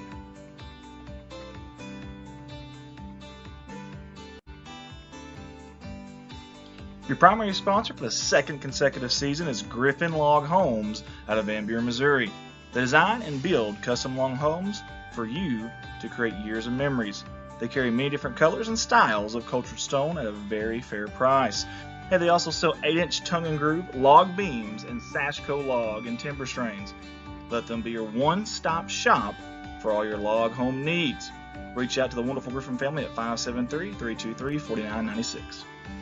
Primary sponsor, Mossy Oak Properties and Mossy Oak Realty. The exclusiveness of our network, combined with mandatory training programs such as Certified Land Specialist accreditation, as well as many other marketing and online service outlets, will ensure that not only do your properties receive the maximum amount of exposure to the world, but your agents are the best in the business.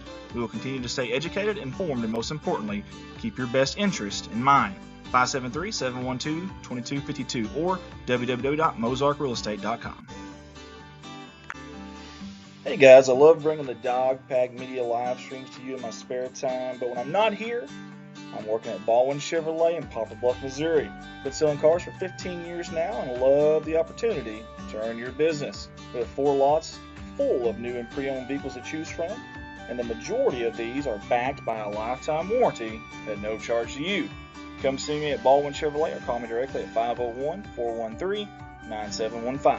I look forward to seeing you.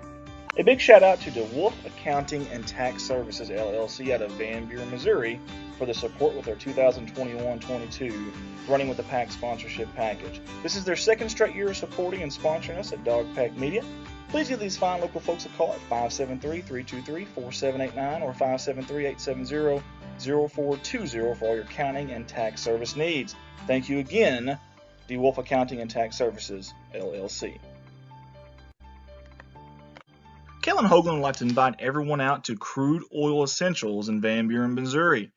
Health and wellness store that includes workout gear like top brand Zaya, handcrafted self-care products and cleaning products, wellness teas, supplements for the entire family, tanning, and essential oils. Don't forget they have morning and evening yoga classes. Crude Oil Essentials, Van Buren, Missouri.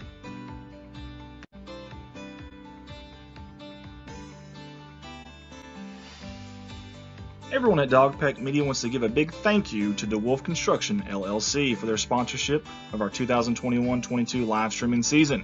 This is the second straight year of support from this outstanding local business. Whether it's residential or commercial, this is the company to call. They are your local roofers and work with remodeling or building anew from scratch. All right, guys, welcome back for our second game of the night. It's going to be Van Buren versus Houston. Van Buren will go off with their starters right now. Senior, number 0, Landon Hayworth. Junior, number 10, Caleb Ricker. Senior, number 22, Corbin Daugherty. Sophomore, Holden Hills, number 30. Senior, number 42, Dalton Reed.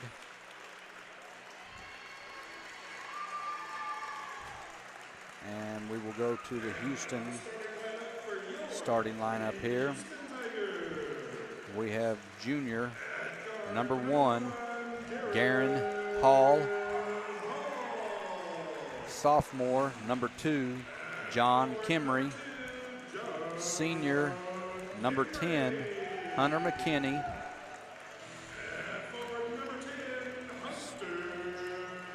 Junior, number 23, Harold Lassiter.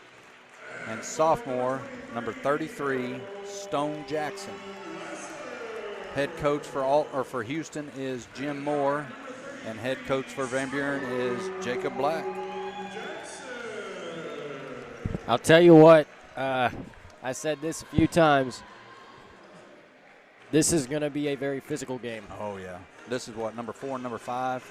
Yes. Both teams Summersville's played in the last couple weeks, and both games very physical. What is this instrumental called? It's on Hoosiers. Oh, I don't know. It's been so long since I've seen Hoosiers. Number 0 is going to be jumping for, that's Landon Hayworth going up against, I can't see who, number 2, John Kimmery of Houston.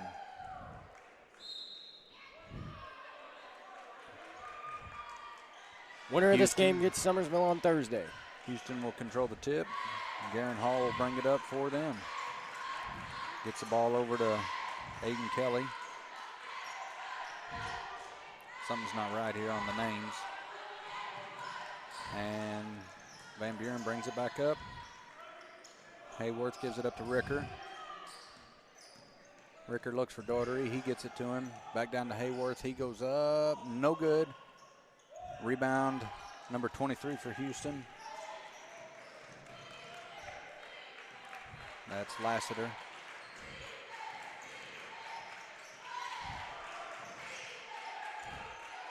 Kimmery now with the ball. He'll drive. He dishes it off to number 10, McKinney. Hall gets it kicked over to Jackson. Jackson brings it up. Back to Hall. Hall drives. He's going to go up. I think we're going to have a foul on the floor against Ricker possibly. I don't know if it'd be a foul or a travel. Something to watch now, or something to pay attention to for the Tigers. They are missing senior guard Noah Gulick. He's a big part of their team. He's got some sort of knee injury. I don't know what's going on exactly there. I talked to their coach before the game and their PA announcer, and they said that it's they were struggling a little bit before, but they've really been struggling since he went down. So that'll be interesting to watch as well. Yeah.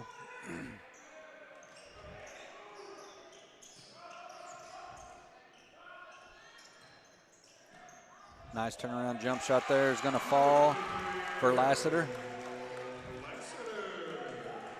Ricker will bring it up for Van Buren.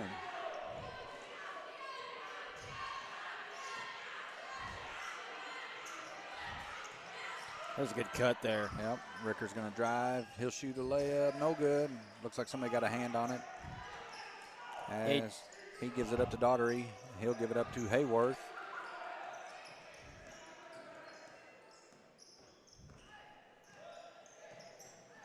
Hit it in. Hayworth, turnaround, jump shot in and out, no good. Hills, rebound, putback's no good, but he's going to go to the line for 2. Foul on number 10, Hunter McKinney. First personal foul, first team foul.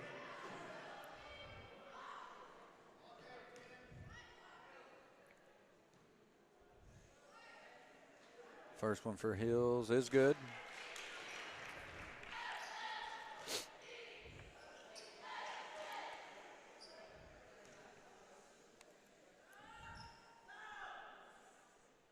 Second one is good as well. Now it's 2-2 with 5 minutes, 57 seconds left here in this first quarter.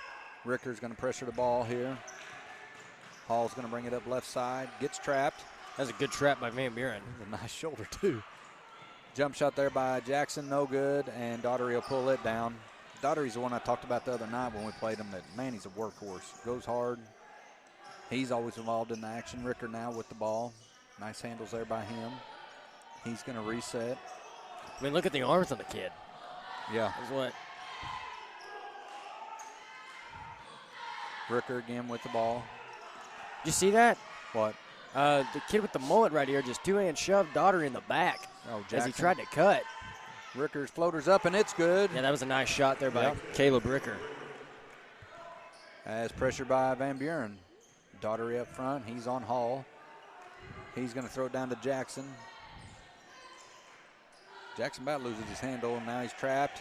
Ricker gets the ball. He's going to go for a fast break. Hall goes in, no good, and he will score. And as Coach Black wants Van Buren to get up and apply some pressure. Ball's kicked ahead. Missed basket right there. Missed second attempt, and it's going to go off of Van Buren. As Lassiter tried to get a wide open shot, a little bit of defense, and couldn't handle it. Tanner Lee will check in for Stone Jackson now. Hall to inbound. He gets it in. Kimmery's shot up, no good. And that's going to be saved off of the foot of Van Buren's Hayworth. So they will take it take it out of bounds on the sideline here. Houston will. 6-2, 4:33 left. I figured it'd be low scoring and physical, and so far that's exactly what it's been. Yep. Last year gets the ball inbounded to Hall. He'll go to the right, kicks it down to the corner to Kimmery. Kimmery kicks it back out.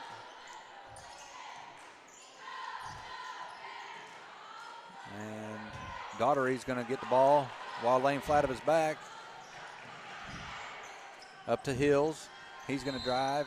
He's going to be fouled from behind by Kimmery. I've heard of being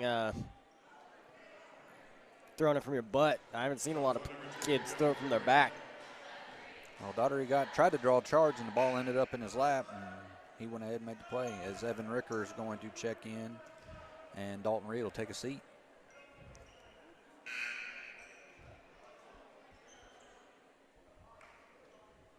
Van Buren will inbound under their own basket. Daughtery looks to get it in, struggles. 5-second call, nice defense there by Houston. Coach Black wanted a timeout. He was calling it before the 5-second call, but the official's vantage point wasn't very good. Jeff Atchison asked if you can move the back to the bottom if they can't see the basket. Yes, sir. Working on it, Jeff. Thanks for bringing that to our attention. Houston now, they're going to drive. 3-point from the corner off the side of the backboard, no good. Rebound, Houston. Lasser's going to go up. He'll be fouled, and he'll go to the line for 2.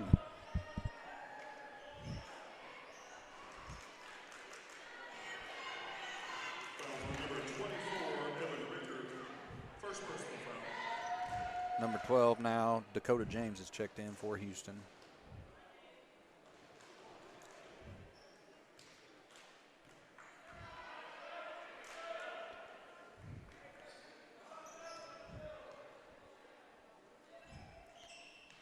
Second free throw is good for Lassiter. Ricker will bring it up for Van Buren. Van Buren leads 6-3 right now with 3 minutes and 38 seconds left in this first quarter. Daughtery with the ball on the right wing. He'll get it up to Ricker.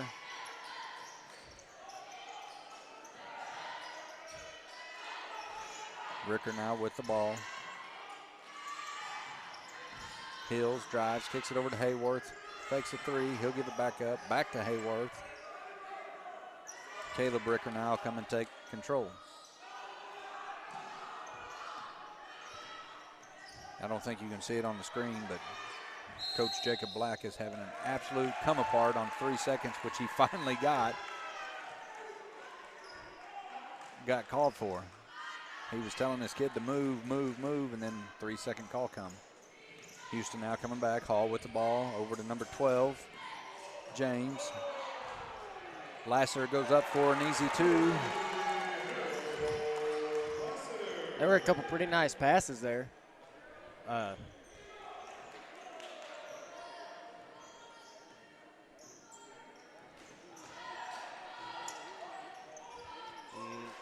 Turnaround jump shot by Hayworth, no good.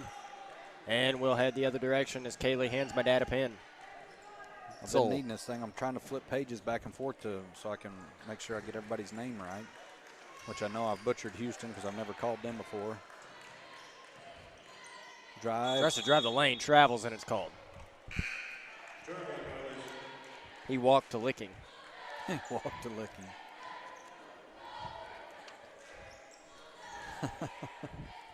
Did you like that one? Yeah, that was pretty funny.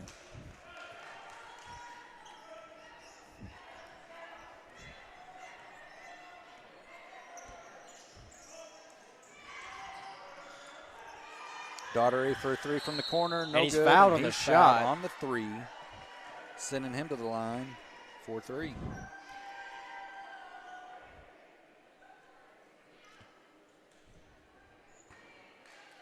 That will be number 24 for Houston. That'll be his first foul.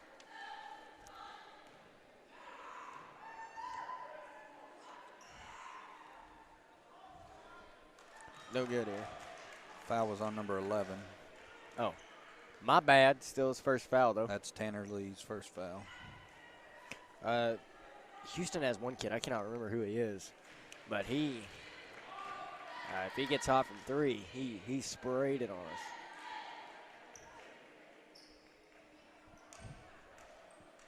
Whenever we played a couple weeks ago here. Yeah.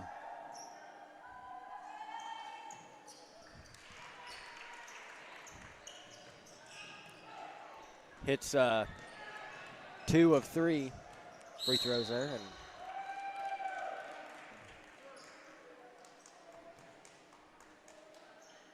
I believe Holden Hills there. Yeah, Holden Hills commits the foul.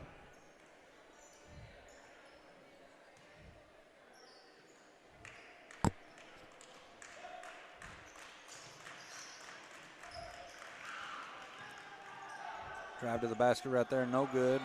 Pulled down by Evan Ricker. And Hayworth will come back for Van Buren. Gives it to Daughtery. Up to Ricker. We hit the 1 minute 45 seconds here in the first quarter. Ball over to Daughtery. Down to Evan Ricker. He gets it into Reed. He goes up. Nice play right there by Van Buren for 2.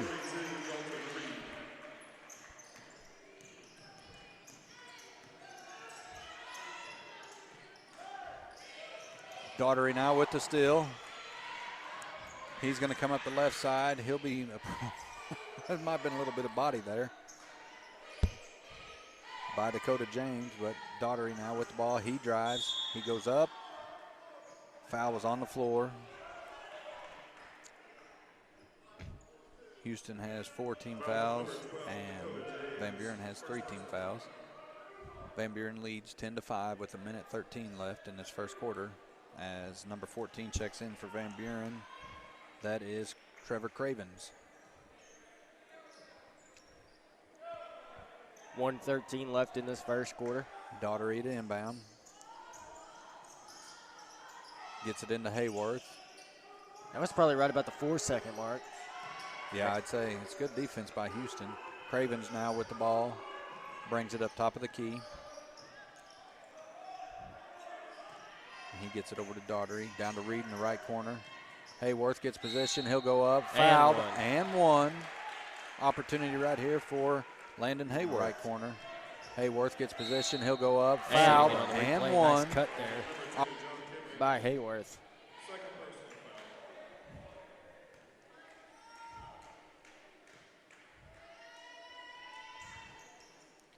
Three-point play completed there by Landon Hayworth. And Houston will come back. We've got Lee and McKinney up here, or James, I'm sorry. Ball goes over to Kimry. He's going to bring it back up top to reset.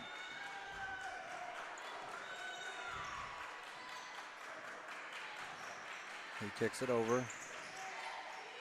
James will shoot, no good. Pulled down by Daughtery. Bullet off the glass. 25 seconds left here. Daughtery comes down to the right corner. He's going to pull it back up to Cravens. Ball's going to be stolen away there by layups, no good. Putbacks, no good. And Hayworth's going to pull it around and be called for the travel, but he dribbled before he went down. The travel was called on somebody from Houston.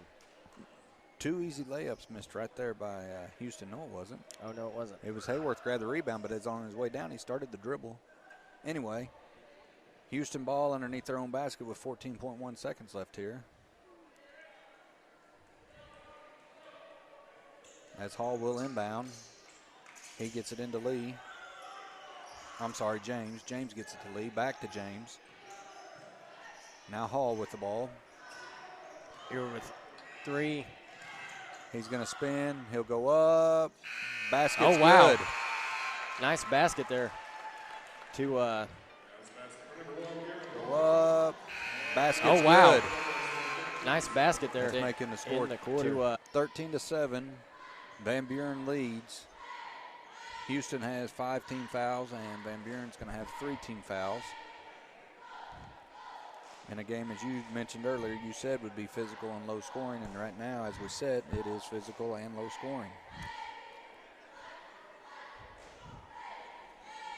Jeff Atchison said thanks, much better. Thanks for bringing that to our attention, Jeff. Becky Brawley's watching. They were just here. I guess they left after the Summersville game.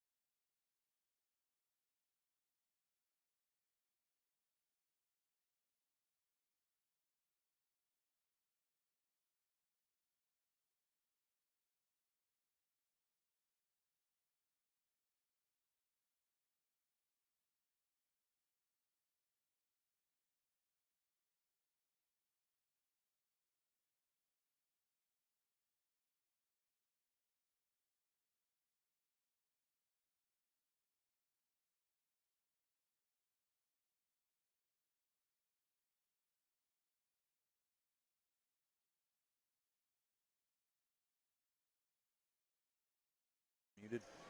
Yep, we are back here after the here for the start of the second quarter. I'm sorry. They try to get the ball down to Evan Ricker. He'll be fouled here. Not sure who that foul was on. I'll tell you in just a second. That foul was on number 10, Hunter McKinney. Ricker now looking to inbound. He gets it into Evan Ricker, and he's going to be called for the travel.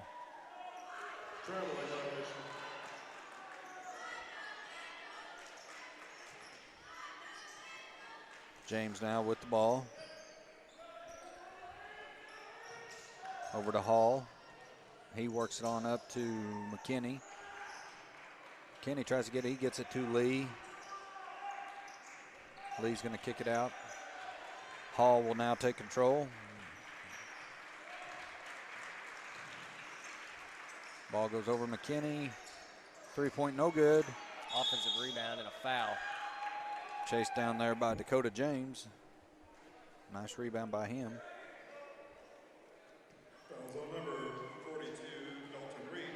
And Reed will be whistled for that one.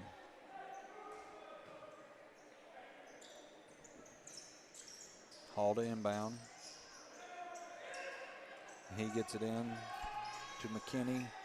Shot goes up by James, no good. And we're going to have a foul here on Van Buren, or on Houston, I'm sorry. I believe that's Lasser who got whistled for it. Fouls on number 23, Harold Lassiter.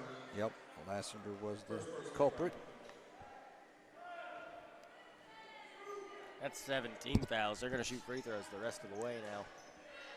Van Buren will, at least for the first half. Caleb Ricker now gets it over to Daughtery. Down to Reed. Coach Jacob Black's called something to the officials' attention. Oh, it's a 1-and-1.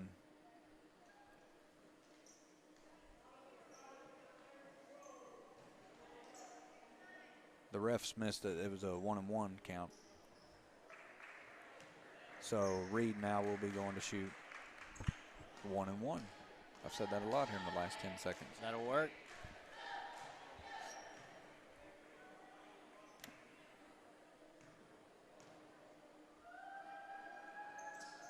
He missed it. Back up and good. Good.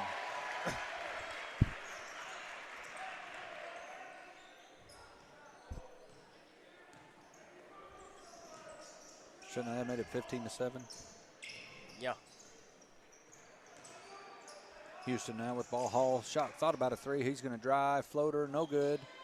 Pulled down by Hayworth. It's going to be slapped away. And it'll stay with Van Buren. Houston is really struggling to score. Yeah. It's a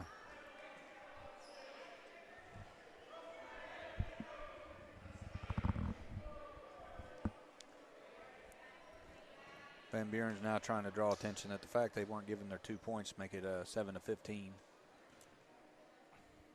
I know this is bad, but why can we not do that at a timeout?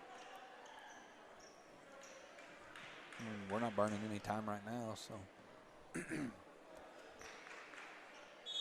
And they got it fixed, so we will start playback now. Daughtery gives it back to Hayworth.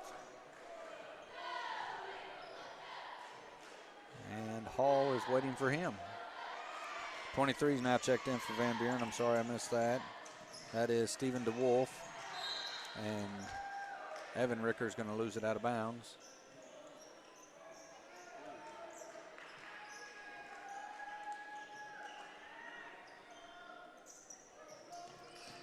Hall pushes it up the left side here, gets it to Lassiter. He tries to get it. He does get it fed down to Lee. He'll give it to James. James is going to throw the ball away. Van Buren ball.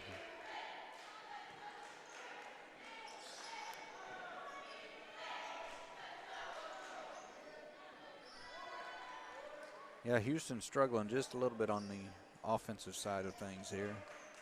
Need to get something falling for them so they can get in some sort of rhythm. Hayworth, he'll get it over to Daughtery. 3-point, no good. Pulled down by Lassiter. Nice rebound by that young man. He went up. Yeah, Daughtery, I think he may have knew it when it left his hand that he had missed it. Yeah, he came in hard. James now gives it up to Hall. Hall will go left. Boy, he carries the ball bad, doesn't he? He missed Lassiter cutting right there. Lassiter wanted it. Hall with the ball up top. Nice fake there. He goes to the basket, and he will be fouled. He's going to be fouled by DeWolf, which sends Hall to the line for 2. And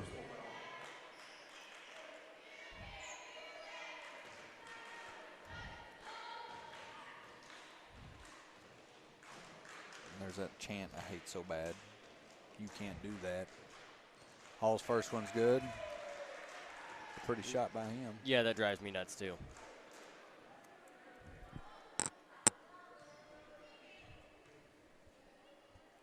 Second one's up, and it's good. Hayworth now will come back for Van Buren. He's going to go right off the screen of Hill. Kicks it over to Wolf. Hill's now with the ball.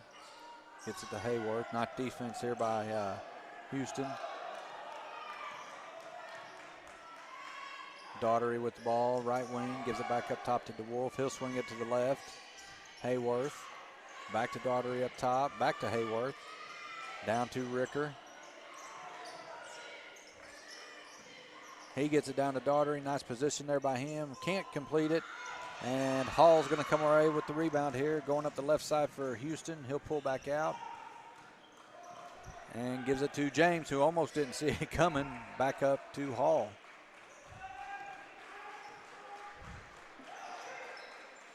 Hall content to stay high. Gives it over to Lee. This is I just thinking about it. This is a long drive for Van Buren. Yeah, it is. No matter which way you get here. Yep. Lee now out to James. He's going to drive. He'll go up. Floater off the glass. No good. Lee goes up. My goodness. He can't finish either. Those boys are struggling as bad as Summersville. Number 10, McKinney was on the wing, wanting a three-point shot, I think, as well. Yeah. Coming up on the halfway mark Hayworth of this second quarter. Hayworth will bring it back around up top. He gives it up to Daughtery on the right wing. Daughtery gives it back down to him in the corner. Swinging it back up, reversal. Daughtery back to Hayworth, down to Hills, who's been working hard. He's going to go up. He's going to be fouled. No, they're going to call a travel. Oh, wow.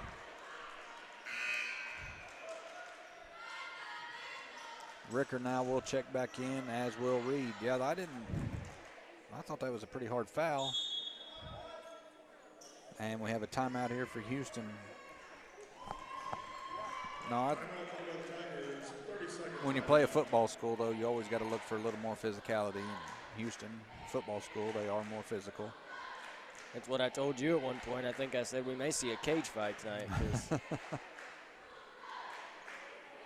Both teams do like to get in there and get rough, which is fine. We got Joanne Ayers watching now. Sam Pfeiffer's watching. It's 15-9, second quarter.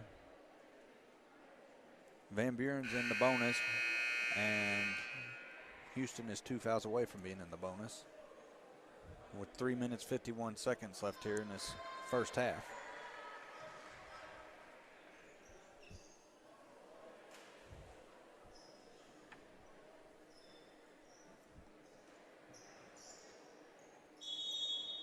Tanner Lee to inbound. Gets it to James. Lee now with the ball in the middle. Pressured by Daughtery and Ricker. Ricker almost got it there. Gets it down to Lassiter. Back out to James. Now Hall will come get it. He's set to go right. Hayworth on him. Hayworth, they got him listed as 5'9", and he's going to jump for the tip. Boy's aggressive. He gets in there. He's strong.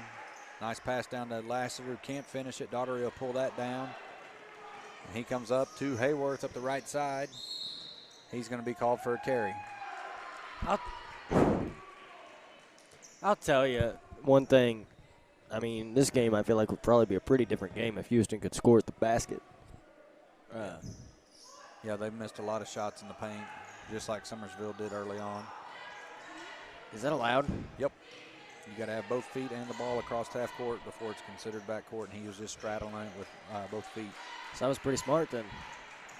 It worked out for him. Hall has it picked by Ricker. Now James pushes off, and the ball come back up to Hall. Hayworth on him. And Hall dishes over to Lee. Shot fake. He's going to spin. He'll go up. Nice play right there. Good shot by Lee. 15-11. Yep, that's Tanner Lee. I just realized there's another Lee on here. Ricker went to go to Daughtery. Daughtery was cutting, and turnover Van Buren. 11-15 with 2:25 here. Van Buren leads. Lee gets it into Hall. Pressured by Ricker. Daughtery also up front. Reed here at the corner. Gets it over to Lassiter. Lassiter dumps it off to McKinney. He goes up and he'll score. Nice press break right there by Houston. Hunter McKinney was down there wide open. Nobody even close. Ricker now swings it back up. They're going to get it out to Daughtery. He'll drive. Go up. Off the back of the iron. No good. Reed pulls away with it. Out to Ricker. Shot fake. And he's going to pull it back into the middle to Evan Ricker. Reed now gets it back out. Swings it around. Hayworth over to Daughtery. Van Buren's moving the ball well, moving it quick.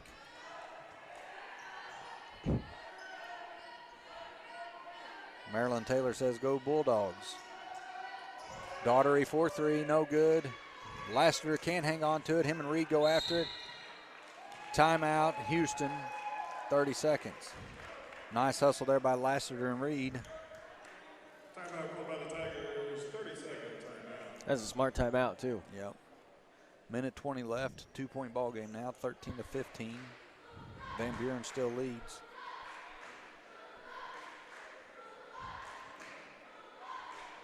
As you can see, the Van Buren Bulldog cheerleaders over there.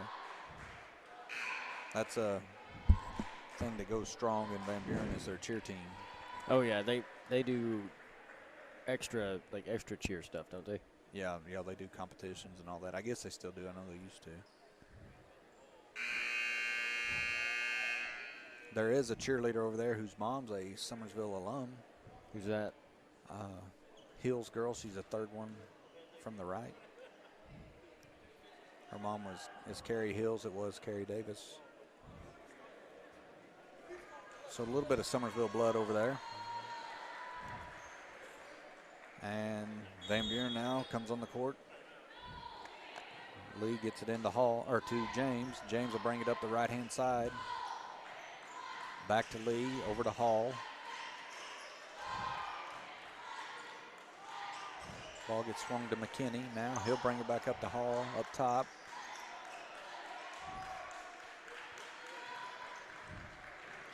Hayworth on him. Nice defense by Hayworth. Shot's no good. Ricker will pull it down, and he's going to push up by himself. And he'll pull back. Here we are under a minute. Kicks it over to Hayworth. Hayworth drives up and under, no good. Hills flat crashes in. Gets the rebound and a jump ball. We'll give the ball back to Houston. We got Paige Weaver says go Bulldogs. That's 2 of them.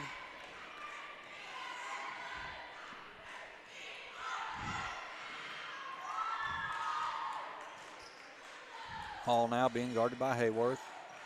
Over to McKinney. McKinney will take a 3. No good off the back of the iron. He's going to get his own rebound. Hall now with it up top as we hit 23 seconds. Kicks it in the corner to McKinney. Back up to Hall now. Coming up on 10 seconds and a half here. He's going to be called for a travel, I believe. Logan Alexandria Hogan says go number 0. Thank you for live streaming this so sister can watch while in quarantine on the way back to Van Buren. Hope everything goes well for you, Logan.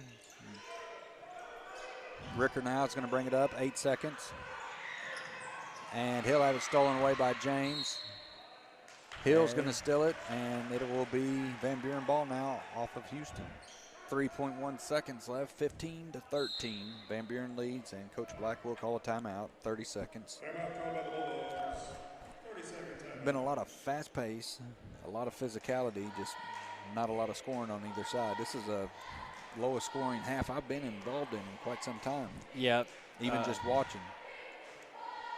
13-15. I mean, that's 28 combined points. That's not very many.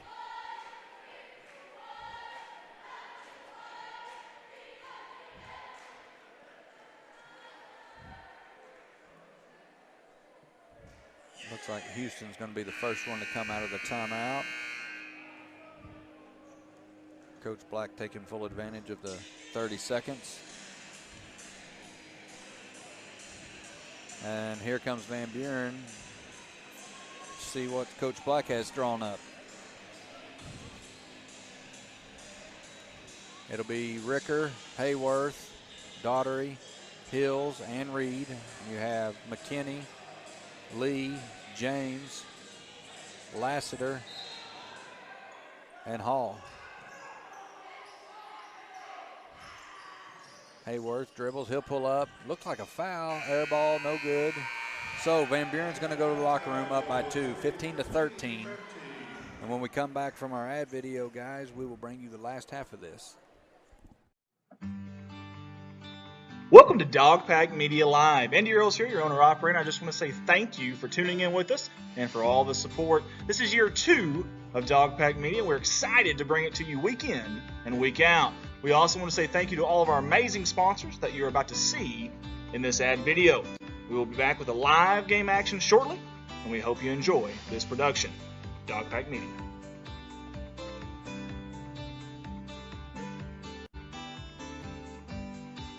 Your primary sponsor for the second consecutive season is Griffin Log Homes out of Van Buren, Missouri. They design and build custom log homes for you to create years of memories. They carry many different colors and styles of cultured stone at a very fair price.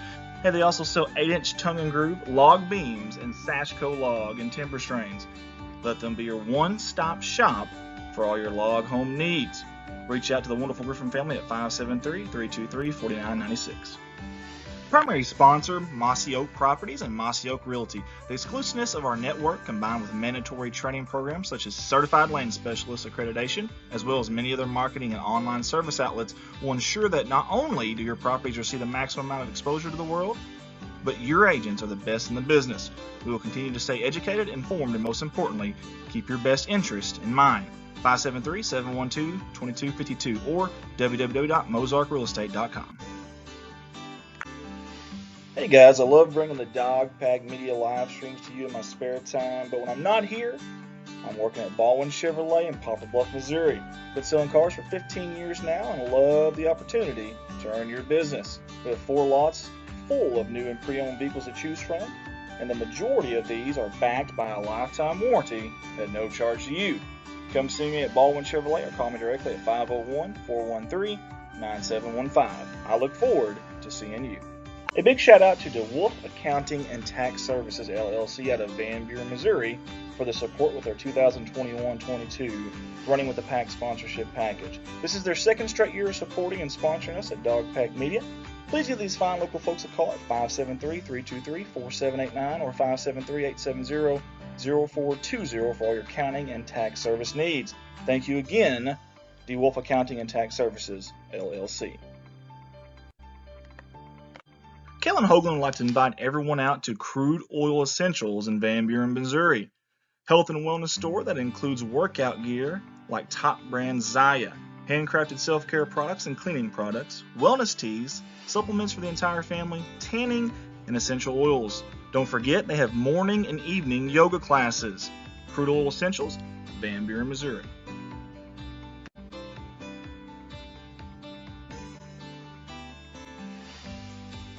Everyone at Dogpack Media wants to give a big thank you to DeWolf Construction LLC for their sponsorship of our 2021-22 live streaming season. This is the second straight year of support from this outstanding local business. Whether it's residential or commercial, this is the company to call. They are your local roofers and work with remodeling or building a new from scratch. Give them a call at 573-323-4789. DeWolf Construction LLC, Van Buren, Missouri. Dogpack Media is a Redline Media Alliance company. Redline also operates the award-winning Corning Sports Report, Arkansas's #1 viewed high school sports streaming company, Alton Sports Network, and our beloved Dogpack Media. New to this season for Redline is the addition of Summersville Wildcats Live. If you or your high school would like information from Redline about live streaming an event near you, simply reach out to myself, Andy Earls, at 501-413-9715. Redline Media Alliance, connect the world. If yourself, your group, or your business is looking for decals, well, look no further. Drop Dead Decals is your one-stop shop for all things decals. Monograms of all sizes, colors, and designs, fridge magnet decals, car decals, and anything else you can imagine, decal-wise. Owner Hannah Eddy has great customer service and is eager to get going on your next decal project. Find them on Facebook and send them a message with your ideas, wants, and needs. Drop Dead Decals.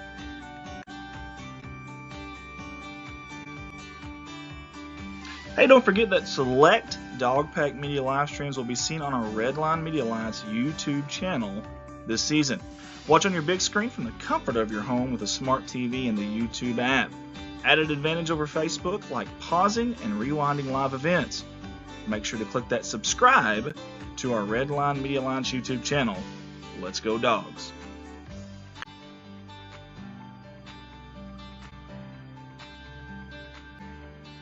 Van Buren R1 School District app. Van Buren School District? Yeah, they got an app for that. In fact, they have a brand new app with a revamped look. It's everything Van Buren in your pocket. Documents, events, staff directory, alerts, and more. Download on the Apple App Store or get it on Google Play. Van Buren R1 School District app.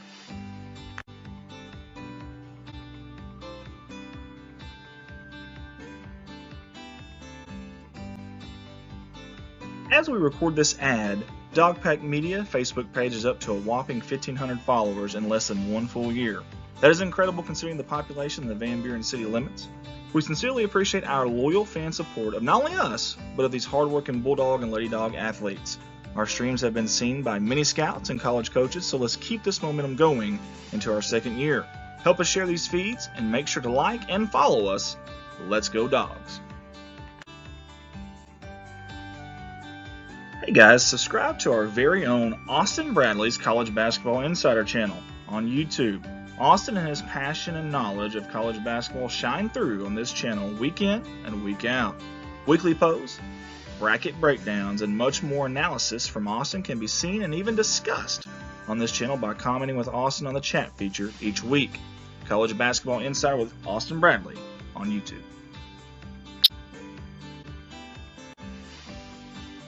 It is never too late to become a sponsor here with us at Dogpack Media. When you sponsor, you aren't just supporting these people who support Van Buren Athletics.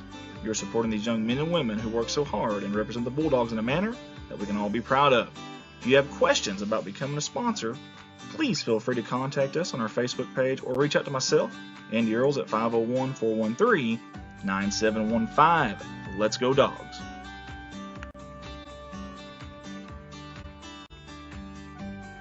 Thank you to all of our sponsors from all of us at Dogpack Media. And thank you to the viewers for sticking with us through this sponsor video.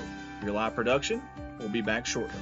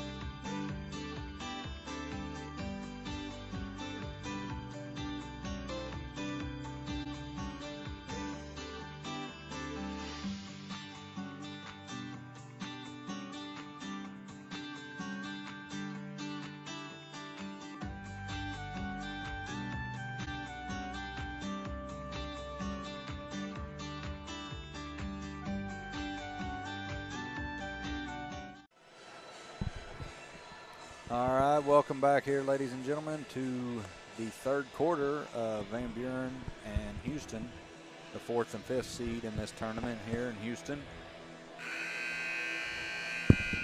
Yeah, sorry guys, I started that mid-yawn. He had to bring us back here. It's 13-15. Van Buren leads in a very, very low-scoring half. Very physical game, defensive on both ends, a lot of turnovers on both ends as well. Houston's had ample opportunity to run the score up some here. Shots in the paint. Just haven't got them to fall very well. Yeah, I mean, they honestly could, and you can argue should be up probably 10 points with as many shots in the paint they have, and they're trailing in this game. Yeah. Ricker has the ball now, and he gets it over to Reed. Hills, back to Ricker. Landon Hayworth getting post position, just didn't get the ball. Now Daughtery's going to drive. He'll be called for travel. Paige Weaver says, go Bulldogs. Bruce and Sandy Hawkins are watching. Thank you, guys. Logan Hogan says, go Bulldogs, especially Landon Hayworth. Logan, I got to agree with you there. I really like watching Hayworth play. Smallest guy on the court, but yet he's one of the most physical and in the paint with them. So kudos to that young man. Hall now with the ball up top. He'll go right. Dishes over. Lee's going to go up, and he will score. Or James, I'm sorry, Dakota James. No, that was Tanner Lee. Once again, I messed up. Apologize. And he will score to tie the ball game. That was one of the most efficient plays in the paint by Houston that we've seen all night. Yep. Nice ball movement there. Hayworth gives it up to Hills, over to Ricker. Ricker back to Hills. Hills drives, pulls up, rolls around. It's good. 17-15 now. As about a minute and a half is burned off the clock here in this third quarter. Hall has it deflected. Ricker will come away with it, and he's going to come back on the right side for Van Buren. crosses over, goes to the middle, kicks it out. Hayworth thought about a three, it looked like, but didn't take it. Back up to Ricker. And Coach Black's saying, hang on a second. Let's set something up. Hayworth now. Back to Ricker. He's going to drive. Hayworth swings it down to Daughtery. He'll take a three. No good. Reed tried to get up and get a hand on that one, but I think he ended up going off of McKinney's back. So he will be whistled for that foul. Lita inbound. He has Hall and James, and Ricker and Daughtery are both going to pressure up front.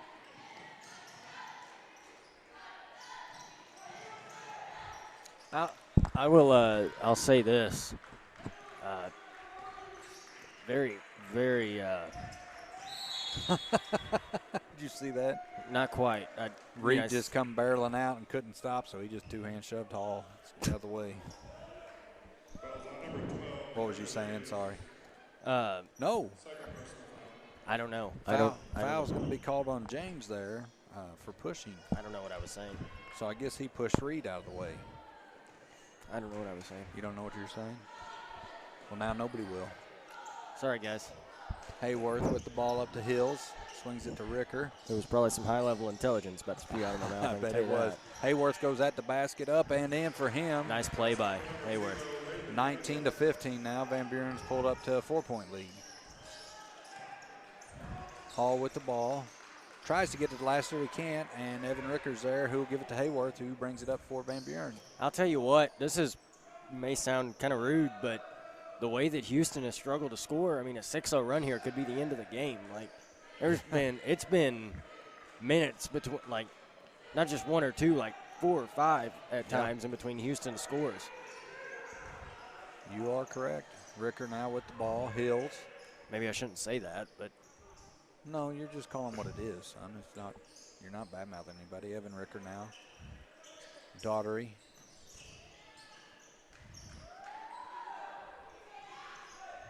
Hills now on the right wing.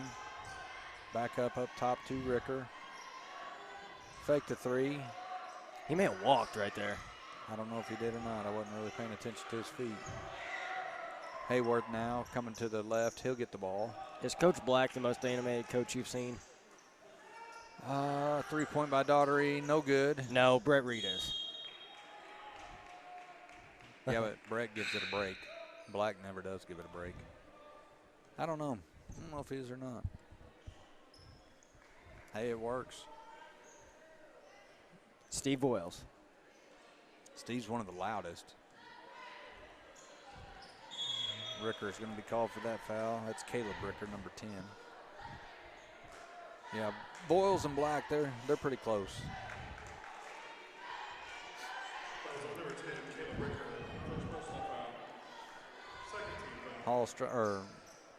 Lee struggling to get it in. Now he gets it to Hall. He'll go up the left-hand side. Double dribble. Double dribble. Halfway through the third quarter. And a substitution. James will come in for Hall. Hall's talking to the ref as he comes off. I don't think he liked that double dribble call. Better be careful. Yeah. Daughtery on the right wing, kicks it down to Hill in the corner. Back to Daughtery. Gets it in to Hayworth, who's swarmed by 3 guys and will be fouled. Nice position there by Landon Hayworth, and then he takes a nice little spin there and gets right to the basket, but was fouled on the floor. And Daughtery will inbound under their basket.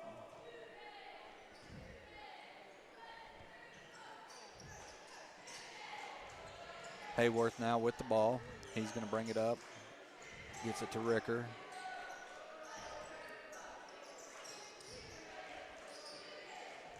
Ricker will go right. Missed a screen by Evan Ricker. He's got the ball now. Hayworth will take a 3. It's good. Nice shot by that young man. Largest lead of the game for Van Buren, by the way, 7 points. Pressure now by Daughtery. Or did they lead by? They led by 8 earlier. I think I think so. My bad. James with the ball, trying to get it to somebody. He gets it to Kimry. Now back to James. Some high-quality camera work here by Nick Ronsby. He helped the other night, did so good. I said, hey, how about you come do it again? Nice three-point shot right there by McKinney. That's big. I'll tell you, that kid a couple weeks ago, whenever Summersville came over here, he started out kind of slow, and then he hit 1, and then he hit about 5. Well, so pretty good ball movement right there by Houston. Got to Lassiter, and he kicks it out to him for a nice open 3. Ricker now back for Van Buren to Daughtery. He's one that can shoot. He's streaky, but if he gets hot, he can really shoot, yes. Yeah. Hills now with the ball on the right wing. Back up to Hayworth. He'll swing it over to Evan Ricker on the left wing. Evan gives it up to Caleb Ricker. He'll bring it back up top over to Hayworth on the right. Ball slapped away, it looks like. I think he might have threw it away. And we're going to have a backcourt violation. Yeah, I think he just threw it away. Jinx. We got Kim Foster says, loud and proud, way to go, number 0.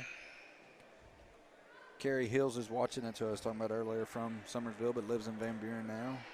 Daughter's a cheerleader over there. Valerie Voiles from Winona is watching. Kendall Thomason's back. Guys, we appreciate you tuning in with us. Logan says, I'll have to let him know you said that. He's my baby brother. So I'm pretty proud. You should be, Logan. He's a good player. Very fun to watch. Houston now with the ball. Hall's back in the game. He'll take charge. Hayworth on him. He's going to go left. Kicks it out. McKinney will shoot another 3 from the corner. No good. Hayworth gets that rebound. And he will bring it up for Van Buren. I thought that was going in, too. I did, too.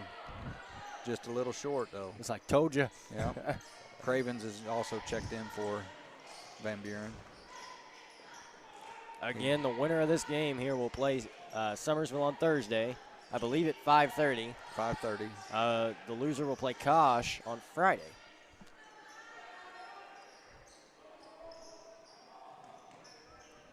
Cravens gets it over to Daughtery.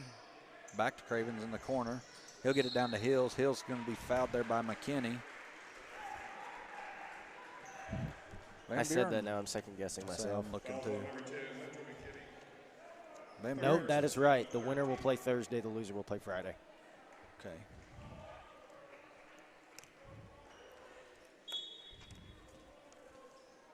Daughtery trying to get it inbounded underneath. Gets it into Hayworth. Struggles dribble. He'll go up in the middle. 2 points for him. That's his 10th points right there. As Lassiter comes in, lowers his shoulder, and he's going to get fouled, and he'll shoot 2. Lassiter's a beast. How tall is he? Don't have a height or anything like that, but he is a big, strong kid and rough. First one for him, no good.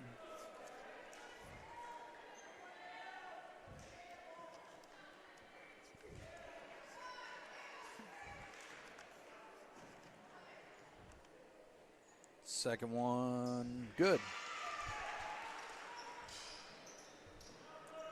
Number 40 for Van Buren's checked in. That is Van Wagner, Elijah Van Wagner. JV player getting some varsity minutes here. Under a minute to go, 24-19, third quarter. Van Buren leads. Daughtery, he's going to drive. He'll pull up. Lassiter got a hand on it, so it will stay Van Buren ball with 45 seconds. Good awareness there to realize that the ball was out on Lassiter there for Daughtery. He went to go get it and then stopped himself before he touched it. Yeah. Started in after it and then last minute pulled back. Cravens will take a 3, no good. And that's pulled in by Lee. Hall now pushing the pace for Houston. Comes up the left side. He'll shoot a layup, no good. Hills gets it and he's will on the be out of bounds line. Coach Black, he tried to call a timeout there. He didn't have possession of it, but he got a big bump there from Lassiter. That's what caused him to go to the ground. So that's the couple times, though, that Coach Black's tried calling timeout there. Yeah. The last time, though, he probably should have gotten it. I will say that. But vantage point. Hall's going to drive. He will draw the contact and send himself to the line for 2. Fouls on number 14, Trevor Cravens. Cravens will be whistled for that one.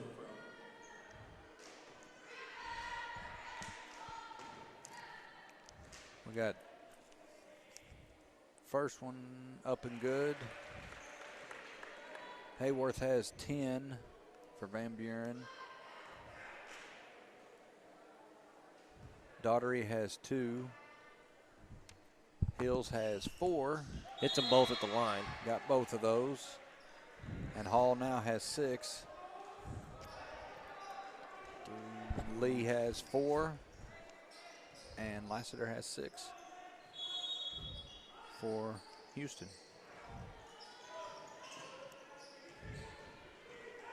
Hayworth pushes up the right side, loses his dribble, knocked away by James. Cravens. I believe we're going to have a timeout by Black. Coach Black finally gets his timeout. I think that may have been backcourt. No, it was slapped away by Houston. Number 2's checked back in. That's Kimry for Houston as well. No, Houston slapped the ball away. I don't remember if it was Hall. No, it was James. Dove on the floor, slapped the ball away, went back court. 21-24, close game here. Low scoring still. Got a full timeout here. We got Debbie Hawkins is back to watching with us. She's still up and around. Josh Ashlock, Jody Brumble. Some Summersville people. I know there's more people watching, but these are my friends are the only ones that show up on my feed that are watching. So we do appreciate y'all tuning back in and watching with us. We hope we're doing y'all proud and doing a good job here. Got 30 seconds left here in the timeout. I was going off time or scores earlier. Hall for Houston has 6. McKinney has 5. Lee has 4. And I believe it's not up on the board, but I believe Lassiter has 6 as well. Hayworth for Van Buren has 10. Ricker has 4. And Daughtery has 2. Oh, I'll check the YouTube. Oh, I can't. And Hills has 4. What? I was going to check the YouTube side, see if anybody was watching over there. Sorry, I just, You falling apart here or what? broke my wrist. I don't know what happened. Daughtery to inbound here. Half court for Van Buren. Ball's thrown long, deep, and we got I started to say he was fouled there. Yeah, Van Wagner. I got caught up in the action, but Van Wagner there will be fouled. It'll be Van Buren's ball, too, as of now to start the fourth quarter. The great Clint Berry's back watching us. How you doing, Clint? Van Wagner's first one is good. Is Clint originally from Summersville? No, he's from Van Buren. Yeah, okay. Van Wagner's second one will be good as well. For some reason, I thought he was related to the Berries in Summersville. I don't know if they're related or not, but that's not where he's from.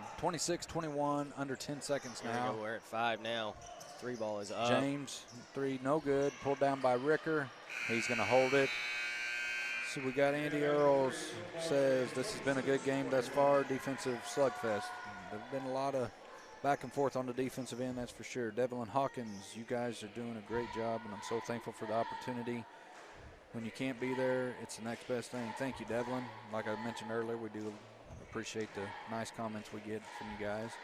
Jeremy Robertson's also watching now. All right, we're getting ready to go into the fourth quarter here. Van Buren leads 26-21.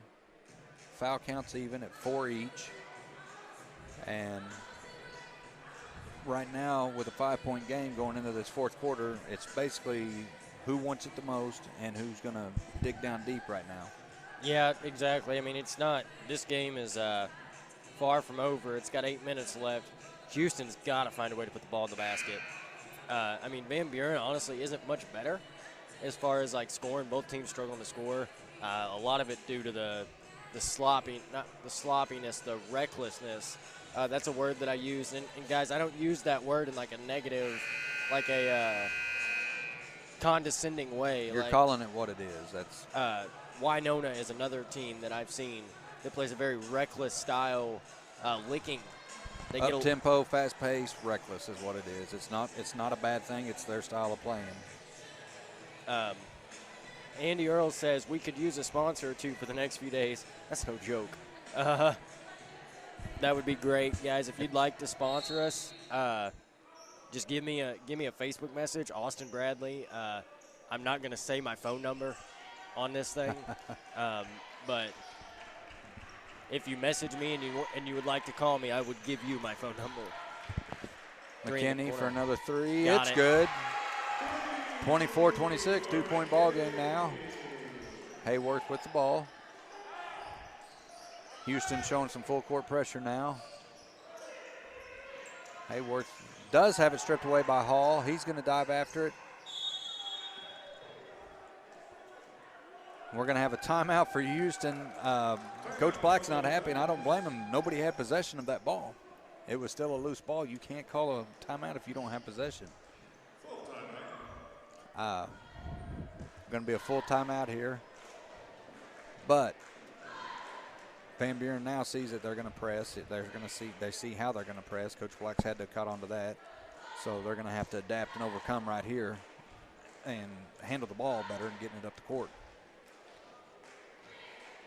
Andy Earl says, we desperately need some sponsors. Call me. My cell is 501-413-0715. That's 501. 9715. Okay, 501-413-9715.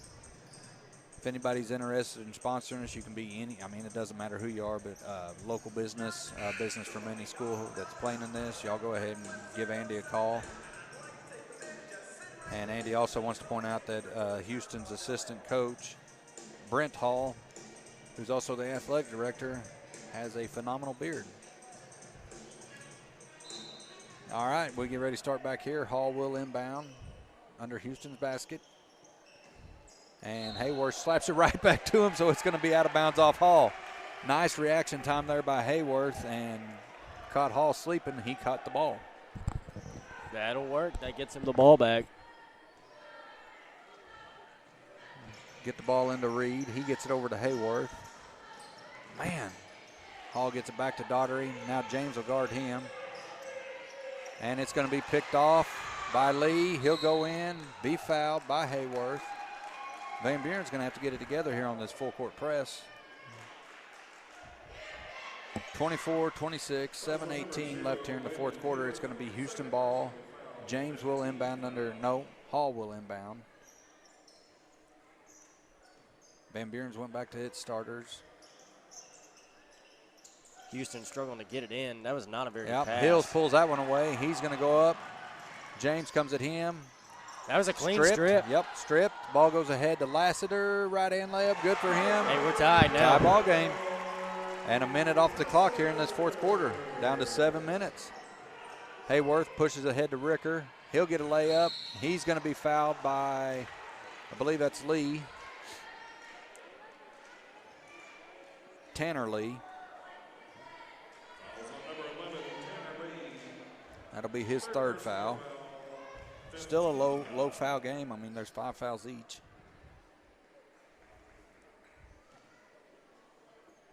Sending Caleb Ricker to the line.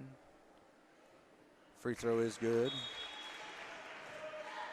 Yes, Andy, this is the first year in the new gymnasium.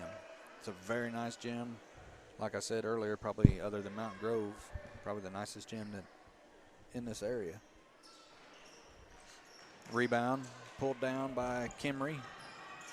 Hall's going to bring it up. He'll slow back down and bring it up top. Has James here on the right. He elects to go left, kicks it over to Kimry. He kicks it in the corner.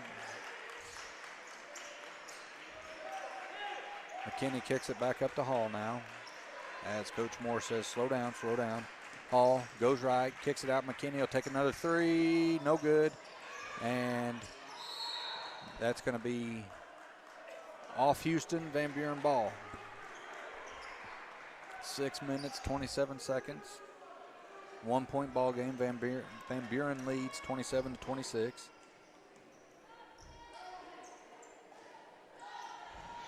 As Hills comes up to get the ball. Dadgum, he was fouled big time there, no call. Daughtery gets it over to Ricker, drives, tries to pass it down to Hayworth. And it's kicked out of bounds by Houston. Sorry, guys, I got caught up as a fan watching the game there, so I blanked and paused for a minute. Daughtery will now inbound for. I do that all the time. Hayworth has it stripped away by Laster. Not a real good pass there. Hall has it. He's going to go right-hand layup. It's good. And Houston has their first lead, and I think the whole first lead of the game, isn't it? Yeah, I think so. They can continue their full court press here. Timeout. Timeout, Coach Black. He called it right after they had broke the press. I don't think he.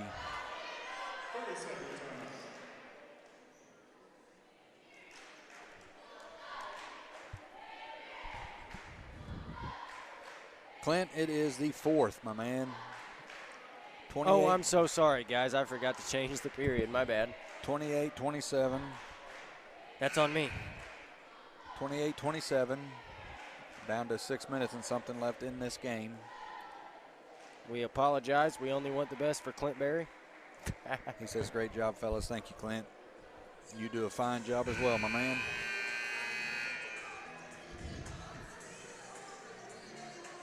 And both teams are ready to go.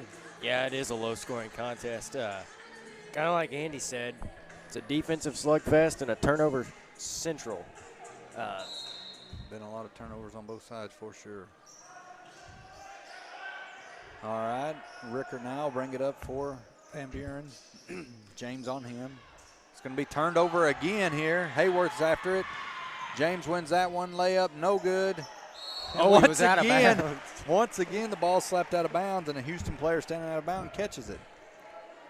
It would have been out of bounds off Hills, but he ended up catching it. So Devlin Hawkins says those Van Buren cheerleaders are doing an amazing job. yes, they are. Yeah, they are. We touched on that earlier, how they're always, the tradition's very strong down there. Good trap here by Houston. Daughtery gets it to Ricker now. He's going to blow by. Man, they're riding their hip. Ricker here. He elects to hold on. High left wing, right in front of his bench. Nobody's guarding him. Houston leads by one. Coach Moore is about to have a heart attack down here. Screaming red in the face. Hayworth muscles up, goes up, no good. Reed will pull that down. Nice little hook, no good. And Hall has it slapped out of bounds by Daughtery. Reed playing tough, Reed playing strong, just couldn't get the shot to fall. I'll tell you, we talked about him a little bit with Hayworth. That was really good. He didn't. There was no offensive foul. He just went in there. He knew that Houston was going to be physical. He says, "I'm going to be physical right back." He's a fun kid to watch. Got a shot up. He didn't get it to go, but I mean, it was good. Good basketball there. Yeah. Sometimes shots just don't go in.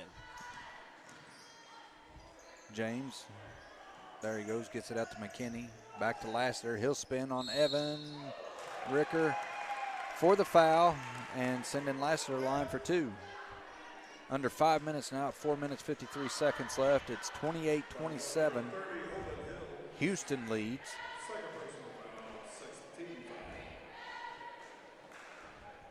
Low-scoring game, defensive game. First one's good, increasing their lead to two. I talked about it earlier. Every time you play Houston or any football school, the physicality is going to be there. Very physical ball game. But Van Buren's a school. Second one's good too. Van Buren's a school that doesn't typically mind that because they're pretty physical too. Yeah, they are. I'll tell you, Van Buren has some shooters. I think McKinney is probably the best shooter on the floor. But Van Buren does have some shooters. So that's just I've seen both of these teams play. That's my observation. So Evan Ricker just got away with a big walk after catching that. Daughtery now gets it across. Second time, Ricker. He's going to drive, kicks it out to Evan Ricker. Back up to Hayworth. Hayworth gives it into Daughtery. Shot fake goes up, no good. Stays alive. Evan Ricker pulls it in and then turns it right over to Lee, who's trapped and traveling. But he traveled, I think. We're going to call a foul. Timeout. We're going to call a timeout there. Yeah, he traveled. He took a couple different steps there. Switch pivot feet twice. Full timeout.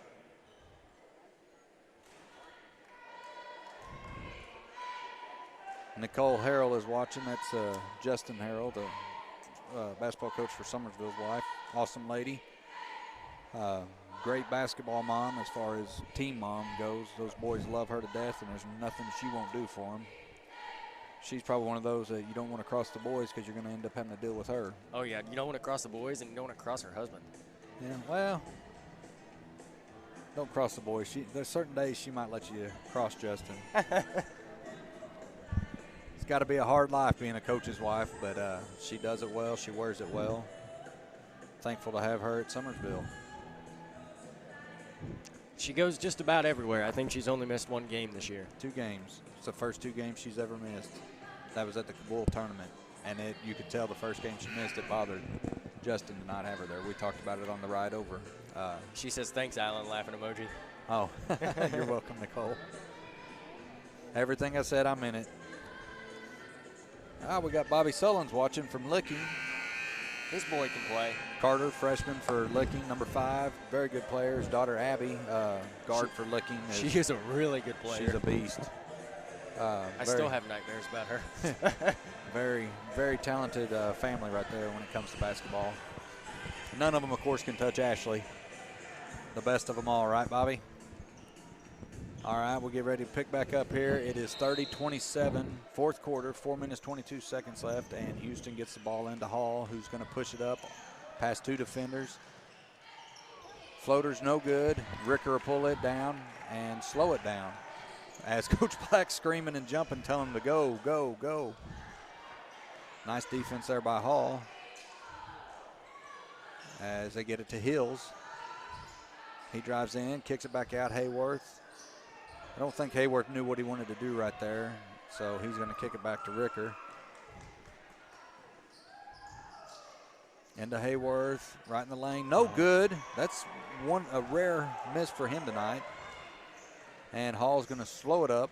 3 minutes, 40 seconds left here in this fourth quarter. Summersville, as you see, they are still here. McKinney kicks it out to Kimry. We were talking about Coach Harrell a little while ago. Hall now. Looks like Houston's going out to a stall. Speaking of Alton. I started to say, speaking of Alton, how about that game tomorrow? Tomorrow night, Alton plays there. Second match of the year for them. I should make you go with me. Thought about it, but being homecoming, I might come here.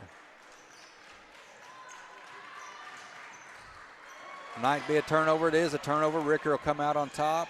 Shot fake, kicks it out. Hayworth for 3. And the tie. No good. No good. Hills flies in, gets it. He's going to go up. No good for him. Evan Ricker has it slapped away, and Kimry's going to pull it out and give it up to Hall. 2 minutes, 45 seconds left here. 3-point lead by Houston. Van Buren led all the way up until about 2 minutes ago. Nice pass down to Lassiter. He will be fouled. Uh-oh. Ricker just spiked the ball off the wall, Caleb Ricker did, but the ref's not going to call anything.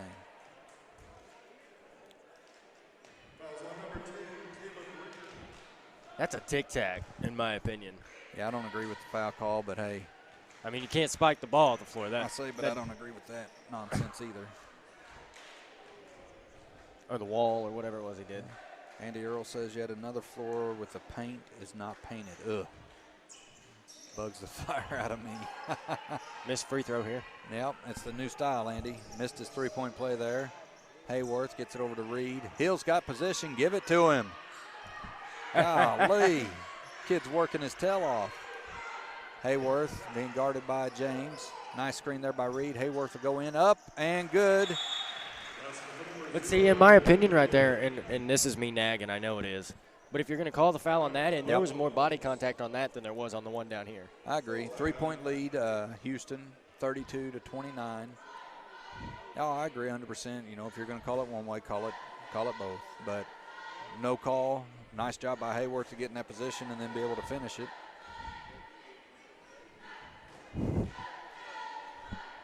Got Omar, Troy Jones watching from Summersville again.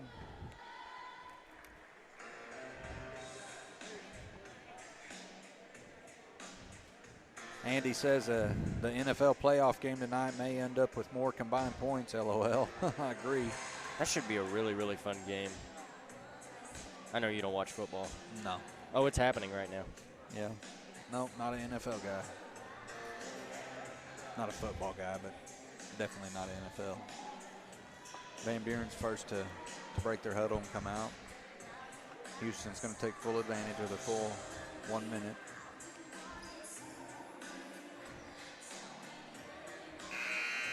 See, the Summersville boys are still here.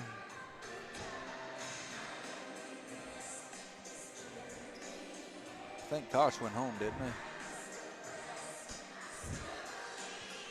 I don't know. What games do we have tomorrow night? Bakersfield is going to play Kabul, and Fordland is going to play Couch. Fordland's going to play Couch. Fordland's another team that's really, really physical. Right. I don't know about Couch. I haven't seen them. Good defensive pressure here by Van Buren. I was going to say, nice pressure right here by Van Buren. McKinney's going to get it across, so Hall now being guarded by Daughtery. Hall's done a good job. He's carrying the ball like crazy, but he's done a good job so far with the pressure Van Buren's thrown. Going to have a tic-tac foul right there on Daughtery, number 22. It'll be a 1-on-1. And sending James to the line for a 1-on-1. That's a brand on his arm, isn't it? What is it? A brand of a J on number 12, the shooter, James. First one, no good. Laster gets away with an over the back and tries to save it, but it's out. Not over the back because that's no such call, but a push. What is the room right next to the gym to the right of you guys? That is not a room, actually. That's just It's the foyer. foyer. Yeah. It's the foyer, Andy. Cannon Miller says, we went home, but we're definitely scouting.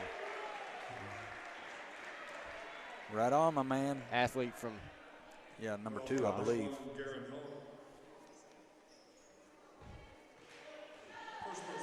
Hayworth going to the line.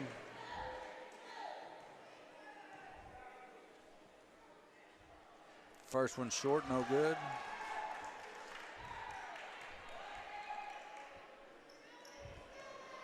Hayworth's second one now. Up, and it is good. 32-30. Sorry. You're good. Minute 40 left now. Hall seeing pressure. Van Wagner. Daughtery, now we get it up to James. He'll kick it over. McKinney, 4-3, no good.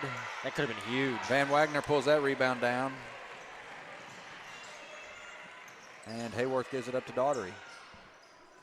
Reed now. Back up to Daughtery. He'll swing it over to Hayworth, who will take charge up center. He's going to drive left. Goes up. And one. Nice play by that young man to tie the ball game, and he gets a chance to go up there and get the lead back with 1:09. Fouls on number 11, Tanner Lee. Fourth personal foul.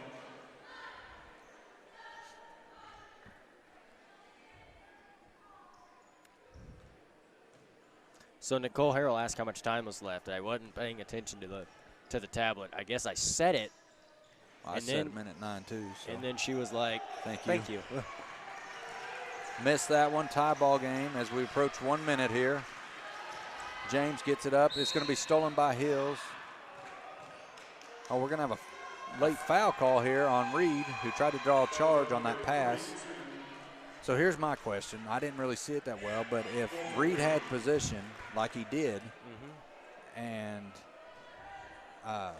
James leaves his feet to make a pass. He's not in control. I did see that part. Is it not a charge? Have to watch it tonight later on. Misses the first of 1-1. Hills will pull that down. Now Hayworth with the ball, under a minute. Tie ball game. I know there's a minute left, but last shot or best shot.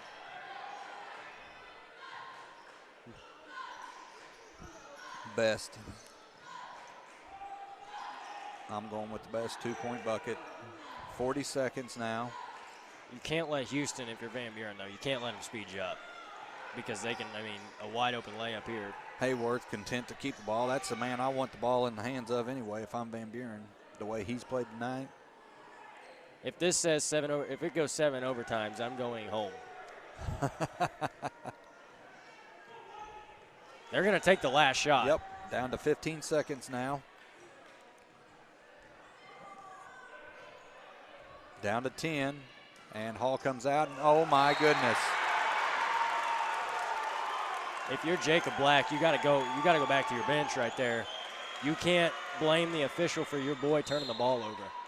I'm not sure, was he wanting a foul call there, or what was it? I don't know, but there was nothing there to call. He just threw the ball away. No, Hayworth lost the ball. He lost the dribble. I don't know. Maybe he was trying to call a timeout. There's 7.5 left. 7.5, 32-32 here. Tie ball game. Houston just got a big give-me from Van Buren as Hayworth, Landon Hayworth lost it, dribble out of bounds. So they will get a chance at potentially the last shot to win the game here.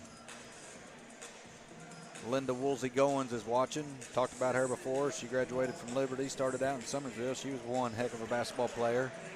Knows the game in and out. She's now the archery coach at Summersville, and they are doing great things underneath her. Good job, Linda. Glad to have you there. Andy says he thinks he wanted a timeout at a certain time on the game clock. You might be right, Andy. That would make sense because with about 14 seconds, he stepped toward the official and said something to him, and the official nodded. That would make sense. But wouldn't you have to call it then still? Yeah, you got to say timeout. You can't tell them, hey, at such and such time. I guess you can with certain officials. Linda Woolsey-Goins says, "Thank you, Alan," with exclamation points.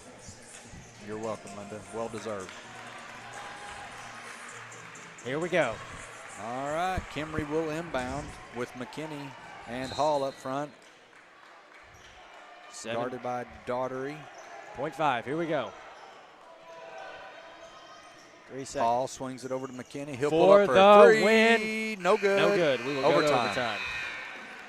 My heartbeat raced whenever that shot went up. My question is, tie ball game. You got that much time on the clock. Why do you sit back and wait for a three? Tie ball game. You got the win. If you make any bucket, why do you sit back and wait for a three? Because that play was drawn up and designed for a three-point. And I'm not taking away from McKinney because, like you said, he's probably the best shooter on the floor tonight. But from what I've seen so far, and I didn't watch Houston play before, but from what I've seen so far, his percentage tonight is the best on the floor, but it's not that high right now. I'll tell you, like I said, he's very streaky. I get trust in your guy, but I am also with you, go to the bucket if you can. Well, Hall's done an amazing job getting in the paint, and even if he doesn't get the shot up, creating something, but it's easy to sit up here as a spectator and watch and say, well, this is what I do and this is what I've coached quite a bit and different philosophies and everything like that, but I do things different there if it's me. Andy says, let's go, dogs. I like to go in at 7 seconds. I feel like 7 seconds is pretty ample opportune time. Yeah. I've seen a lot of coaches do that. They'll hold it, and then at 7, they'll be like, all right, go. Yeah. 9 seems to be another number you see a lot. All right, 4-minute overtime here, getting ready to start. Van Buren awaits the Houston Tigers to come back out on the court, and here they come. Van Wagner will jump against Kimry. And Lee, James, McKinney, and Hall, Hills, Daughtery. And Houston controls it. Evan Ricker. My goodness, I can't talk right now. And Landon Hayworth for Van Buren. James with the ball. Whoa, he just carried it big time, all the way up at his shoulder. As Daugherty guards him, he gets it over to Lee, who's going to drive. He may have traveled. Ooh, they're going to call a foul. Tanner Lee's fouled, and that will send him to the line for a 1-and-1. No, that sends him to the line for a double bonus. They are now in the double bonus as Van Buren has 10 fouls and Houston has 7. Lee's first one is good. Houston has had one overtime game this season. They did win it. It was a double overtime win against Eminence. Beat Eminence. Second one for Lee is good. High pressure free throws right there. He got them both. 3 minutes, 36 seconds now. 2-point lead for Houston. I don't think the ref appreciated Daugherty right there kicking the ball to him instead of throwing it.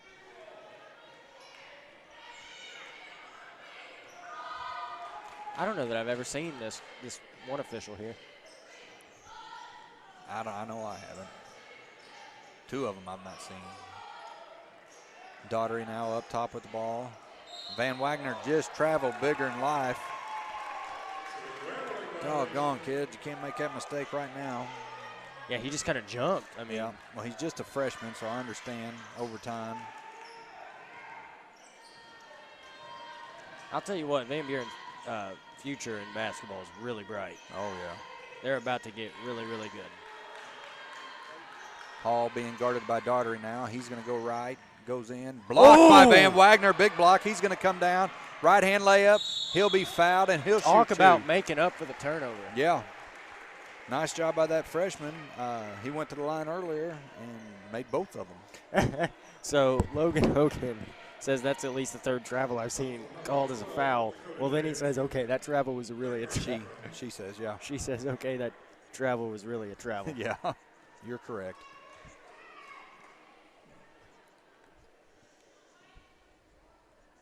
First one's no good by Van Wagner. 6'1" freshman. Remember watching him when we played him at home. He got a lot of JV minutes, and then he also got a lot of varsity. Good player. Second one's no good either. Evan Ricker goes up with the rebound, and he scores 2. Tie ball game again, just under 3 minutes here at 2:50. James has the ball. He loses his footing, gets back up, and he'll get it to Hall. We got some Harlem Globetrotter stuff going on here. Yeah, he didn't travel there. I mean, nope. He kept his dribble, kept the ball. Hall dishes over to McKinney, back to Hall. Hayworth on Hall. Hayworth's done a great job all night tonight. Hall's going to go left off the screen. Be called for the travel, I believe. Yes, that's it. Doesn't like that call. Now he's mouthing at the refs. These refs are pretty laid back from what we're used to. Oh, yeah. That's what. You don't usually get 2 or 3 players mouthing, especially from both sides, and they just ignore it and walk on. We are tied again with just under 2.5 left. 34-34. Low-scoring contest here. Hills swings it over to Hayworth. Landon looking for Daugherty, gets it to him. He'll shoot a 3 from the corner, no good. It's not a shot I take tonight. He's not shot the ball from the 3 well like he did at home or at Summersville. McKinney swings it up top. It'll end back up with Hall. Under 2. What a game. Hayworth on Hall. Good defense by him. McKinney feeds it down to Lassiter. Evan Ricker's on him. No good. Rebound. Ricker, got to be a foul on Lassiter. Yeah. It will be. And I believe he will shoot a 1-on-1. Well, the number 23. I'll tell you. Third person to foul. I just lost my train of thought. I hate when I do that.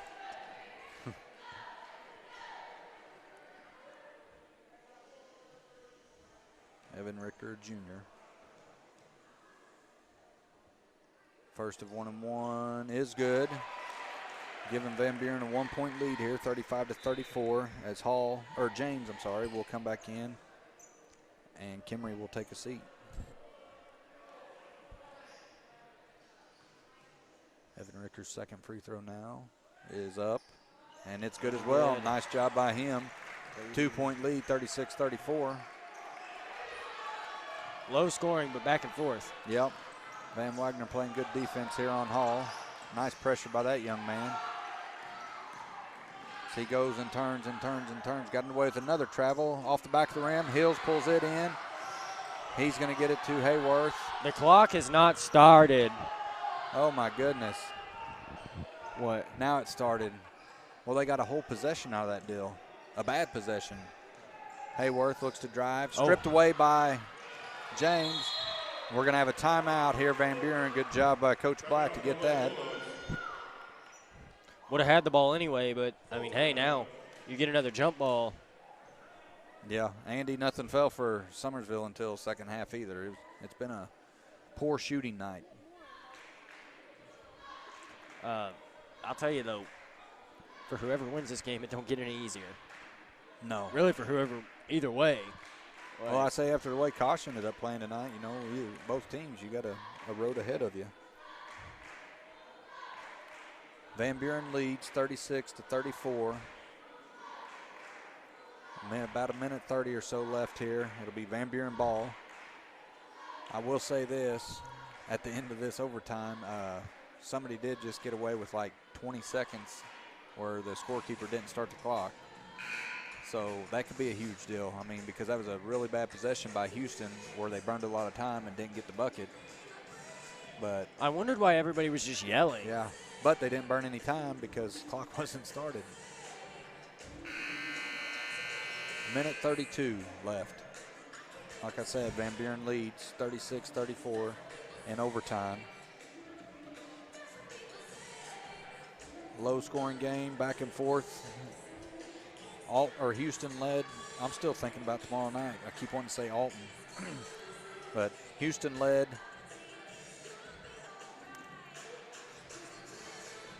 Not Houston. Van Buren led the majority of the game up until the midway through the fourth quarter, where Houston took control, and then Van Buren tied it up. And here we go with overtime. Hayworth over to Daughtery. Evan Rickles now over to Hayworth. Hall on him. Up to Hills. Back to Evan. Hayworth cuts. Has it stripped away. Going to be a timeout by Houston. Minute 10. 2-point lead, Houston ball after this timeout. As you probably just heard there, it will be a full timeout. And it is 1:15 left. Andy says, I'm thinking refs should get overtime pay for overtime games. Just I depends. think I should get overtime pay for overtime games. It just depends on how well they ref the game, though, before I'm going to agree to anything like that or say I agree. Got Sam Pfeiffer watching here from Summersville. What's up, Sam?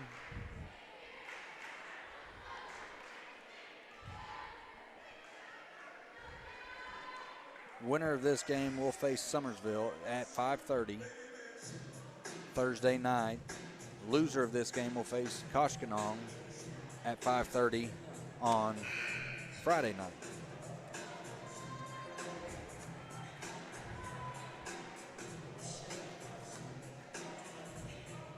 Sam Piper says, hey, fellas. How you doing, Sammy P?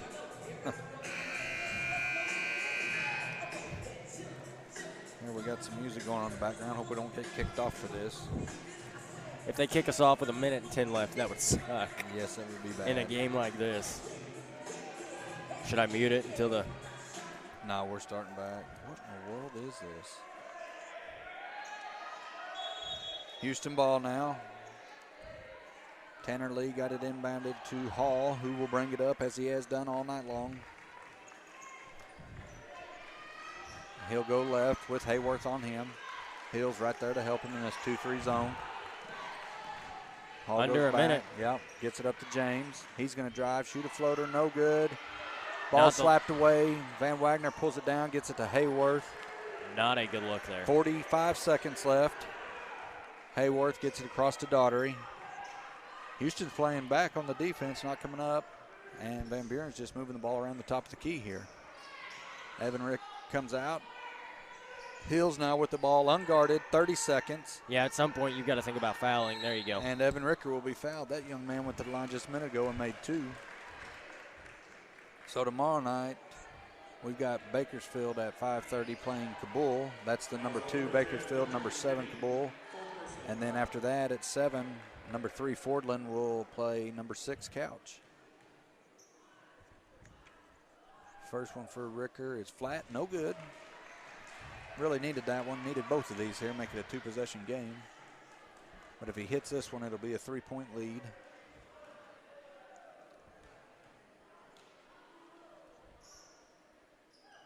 It is up, no good off the back of the rim. There. First one wasn't strong enough, second one is too strong. Hall now comes up the right side for Houston. Hayworth will guard him. Looking to get the ball to Lee. He dumps it into Lassiter. Oh, he no missed. Good. Hayworth fights for that rebound. And we're going to have a foul on Houston. Nice job by Landon Hayworth once again, proving that he wants the ball more than anybody else on this court. Yeah, I mean, you need at least one of two, or you've got to have at least one of two here, but you really need them both. Andy says his 7 overtime prediction, final score 47-45. We're about on pace for that score if we was to go to 7 overtimes, but we're not going to make it out of this first one. First one's up, no good by Hayworth. I don't know. I say I might just stuck my foot in my mouth. 9.6 seconds here. Both teams are in the double bonus. Van Buren leads by 3, 37-34. Big shot. Houston gets it to The Hall. clock is not Clock started. is not running again. Whoa. Sorry, guys, if you heard what was said right there. That was a Van Buren fan, did not enjoy that again. I mean, there's got to be time taken off the clock here. Well, this game should actually be over. But the problem is how. Well, they burned 1.8 seconds off after everybody went to yelling. Just 1.8? Oh. Yeah. Well, it was at 9.6. Now it's at 7.8. So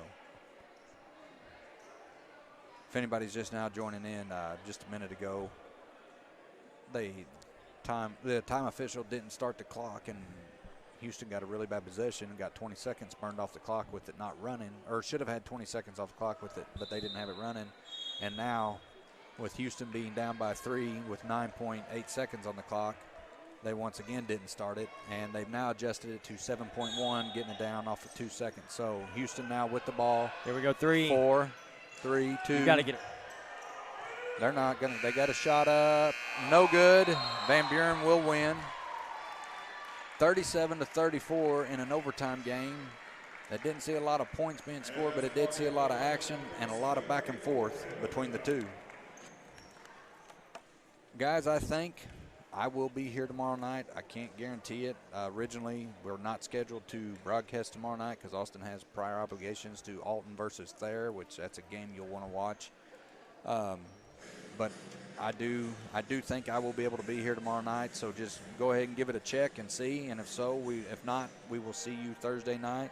But I'm going to do my best to get over here so that we can see y'all tomorrow. All right. Well, guys, we won't keep you very long then. We will see you guys tomorrow night. Or, well, he will see you tomorrow night. You'll see him on the Alton Sports Network. Yep. We hope everybody has a good night, a safe night, and we will see you all